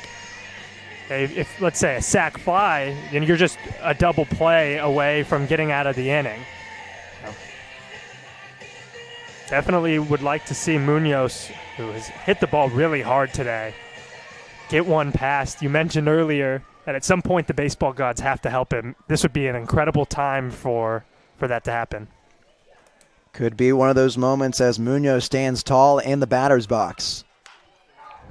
Sharp tapper over to short. Over to second for one and first base for two. And we spoke it into existence, Ryan. The broadcaster's curse, as they say. It brings home a run, though, and the SLO Blues are within one. The fourth time he's hit it to the shortstop, and he has 2 RBIs. But at this point, you don't really want to say any way you get it, but the Blues will take the run. They need to now manufacture another to tie this ballgame up. Now it's Brennan Comerford, and he's looking for his first hit of the ball game as he takes ball one. Flyouts at the corners and a strikeout this evening.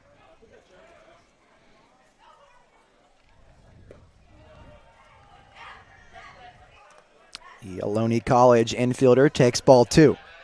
And if you're Comerford, you're just trying to get on base. You have Stevens on deck, who hit the ball hard once and walked twice. Some other guys who have put together some really good at-bats. Taking for ball three. Can't help but think that one finger is going up for the take sign for Comerford. Here it comes, and there's a walk. Brandon Comerford is awarded first base for the first time this evening, and that gives way to Tyler Stevens, the designated hitter. A beautiful at-bat that could come back to be really important for the Blues. They only have 4 outs remaining and at least the regular 9-inning game. And they need to score at least one, maybe more, to defeat this Dodgers team. 0 for 2 today for Tyler Stevens with 2 walks.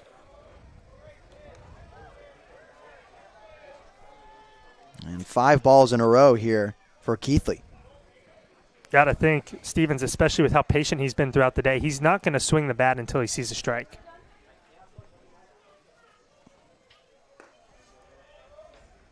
Taking all the way again, now up 2-0.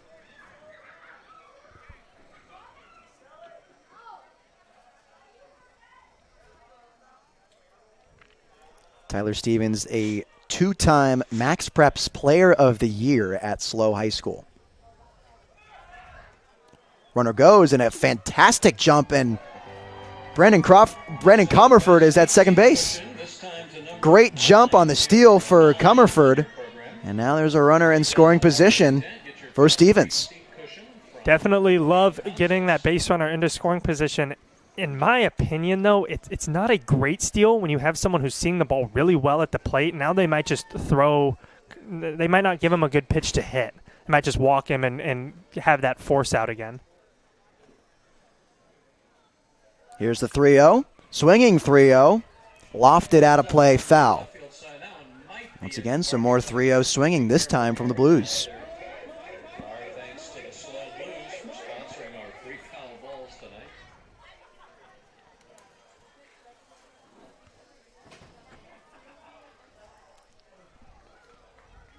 Two and two to the left-hander.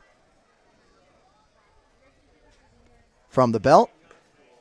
Here it comes, and a great take from Stevens. That one looked awfully close. That was a beautiful take. He saw the two-seam, maybe a change-up run away the entire time and just laid off of it. Real mature at-bats here from the future Cal Poly Mustang. Taking off for third and swinging is Stevens. This one's out of play as well. And Brennan Comerford got another good jump taking off for third base. Something you don't often see. You never want to make that third out at third base, but got to wonder if Comerford was given the sign or if he just went on his own.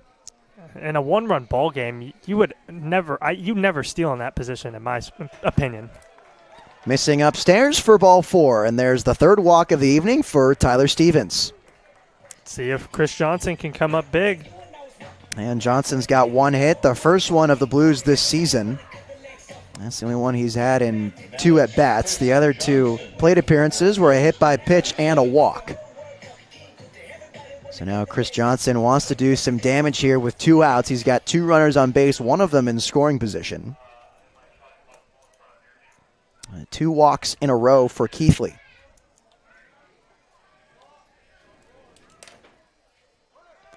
Double steal. Johnson tries to go the other way, but he lines it directly to Fabian, and that will end the inning. We'll head into the top of the 9th inning here. Dodgers still up 10-9 on the SLO Blues streaming network. 10-9 ball game heading into the top of the 9th inning.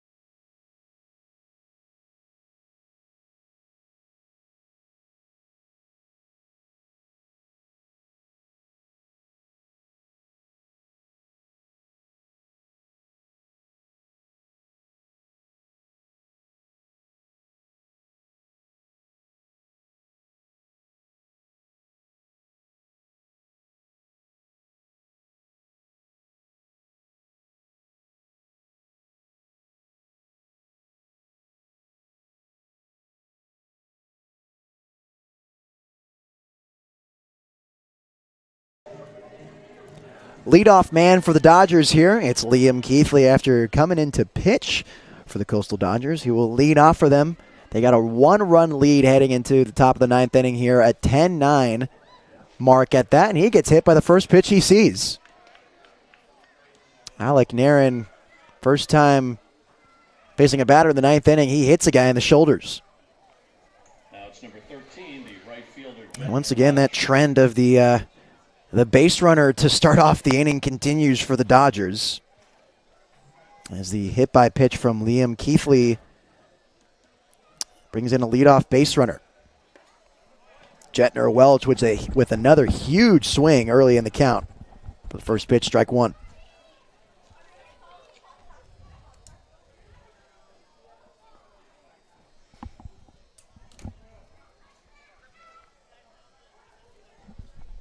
Oh, 1. Another big swing from Welch, goes down 0-2. Welch is 1 for 3 on the day. A single and 2 strikeouts, as well as 2 walks.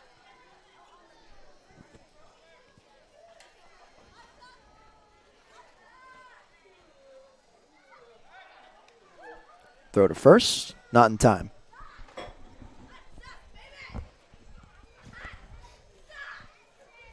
You are the Blues. You need a 0 here. Just down 1 run. You can get that in the 9th. It was encouraging to get that one in the last inning. They cut away at the deficit against the Dodgers a little bit off of that Ethan Royal triple that Ryan and I thought, from our vantage point, could have been an inside-the-park home run, as Welch goes down swinging. How much different this game would have been had Royal goes, and you get that inside the Parker early in the at-bat, or early in the inning, excuse me. Not only on the scoreboard, but also the morale. I mean, if you're in the dugout and you got a guy with a Little League home run, I mean, that just gets all the guys fired up, especially in a long game like this one. It's getting colder in the night. People are starting to exit the stadium.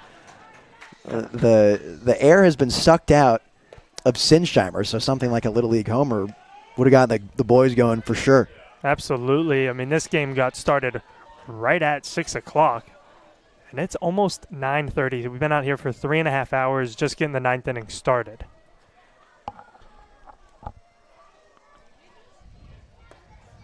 Victor Heredia takes a slider outside for ball 2. Heredia 1 for 2 on the day with a hit by pitch and a walk. Got an RBI single back in the 7th inning. Big cut of that slider on the 2-0 count. Not a pitch that he had to swing at. When you're in a position like that, you're in the driver's seat 2-0. As a hitter, that was always my favorite count to hit in. But when you get a slider like that was never really in the zone, you don't have to swing at it. Same exact pitch. This time he leaves it alone, taken for a ball. Now 3-1.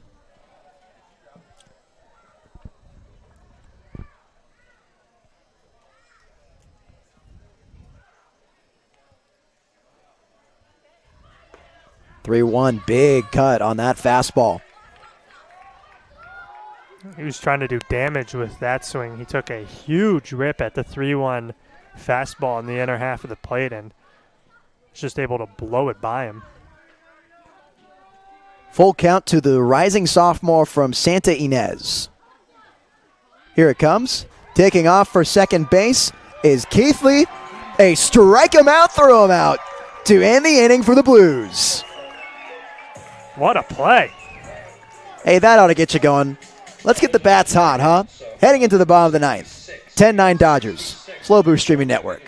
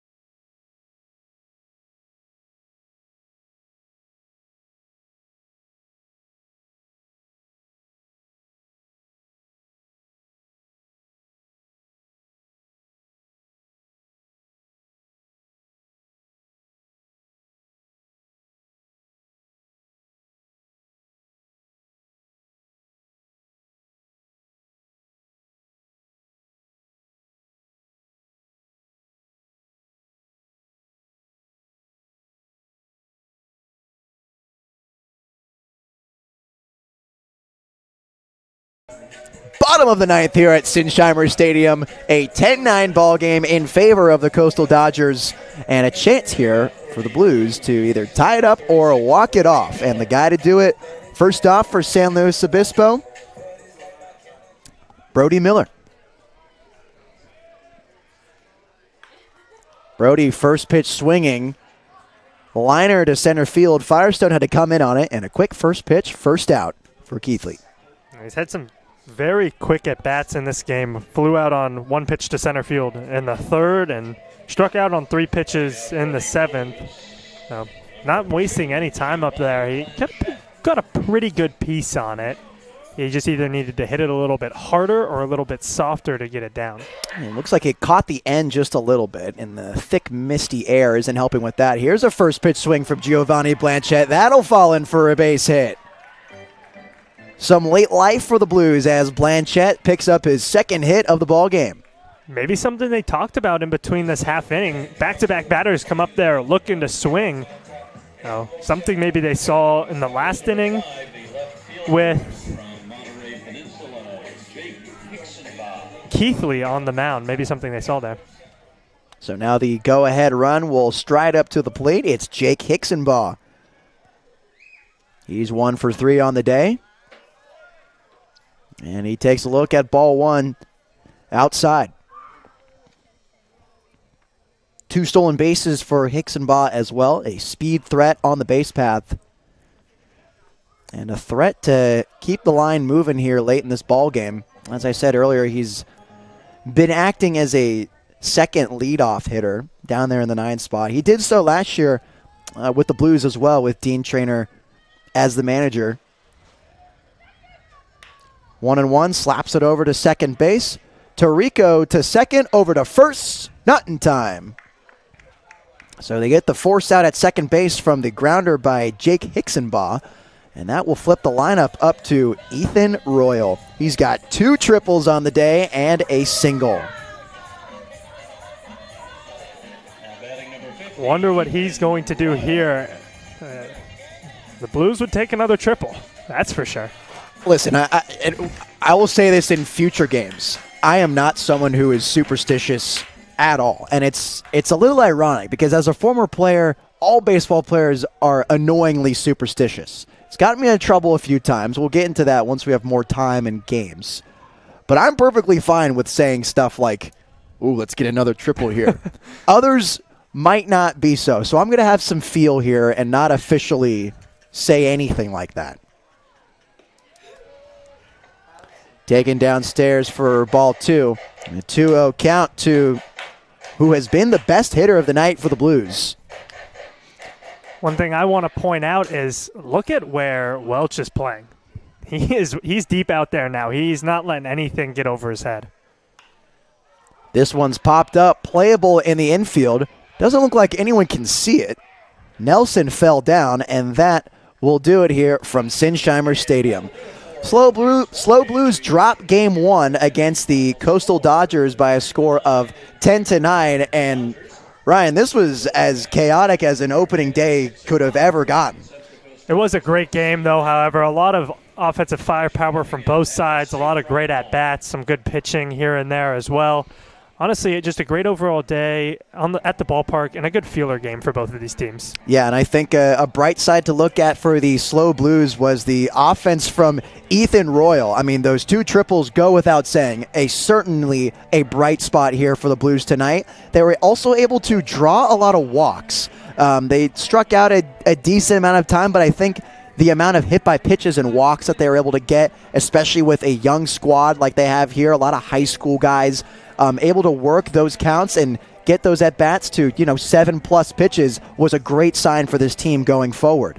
Yeah, absolutely. If you can draw walks, get runners in scoring position, and then get base hits, you're going to score a lot of runs. And we saw that today specifically with Royal, who had 3 RBIs, all from which guys who either got hit by pitch or walked to get on base.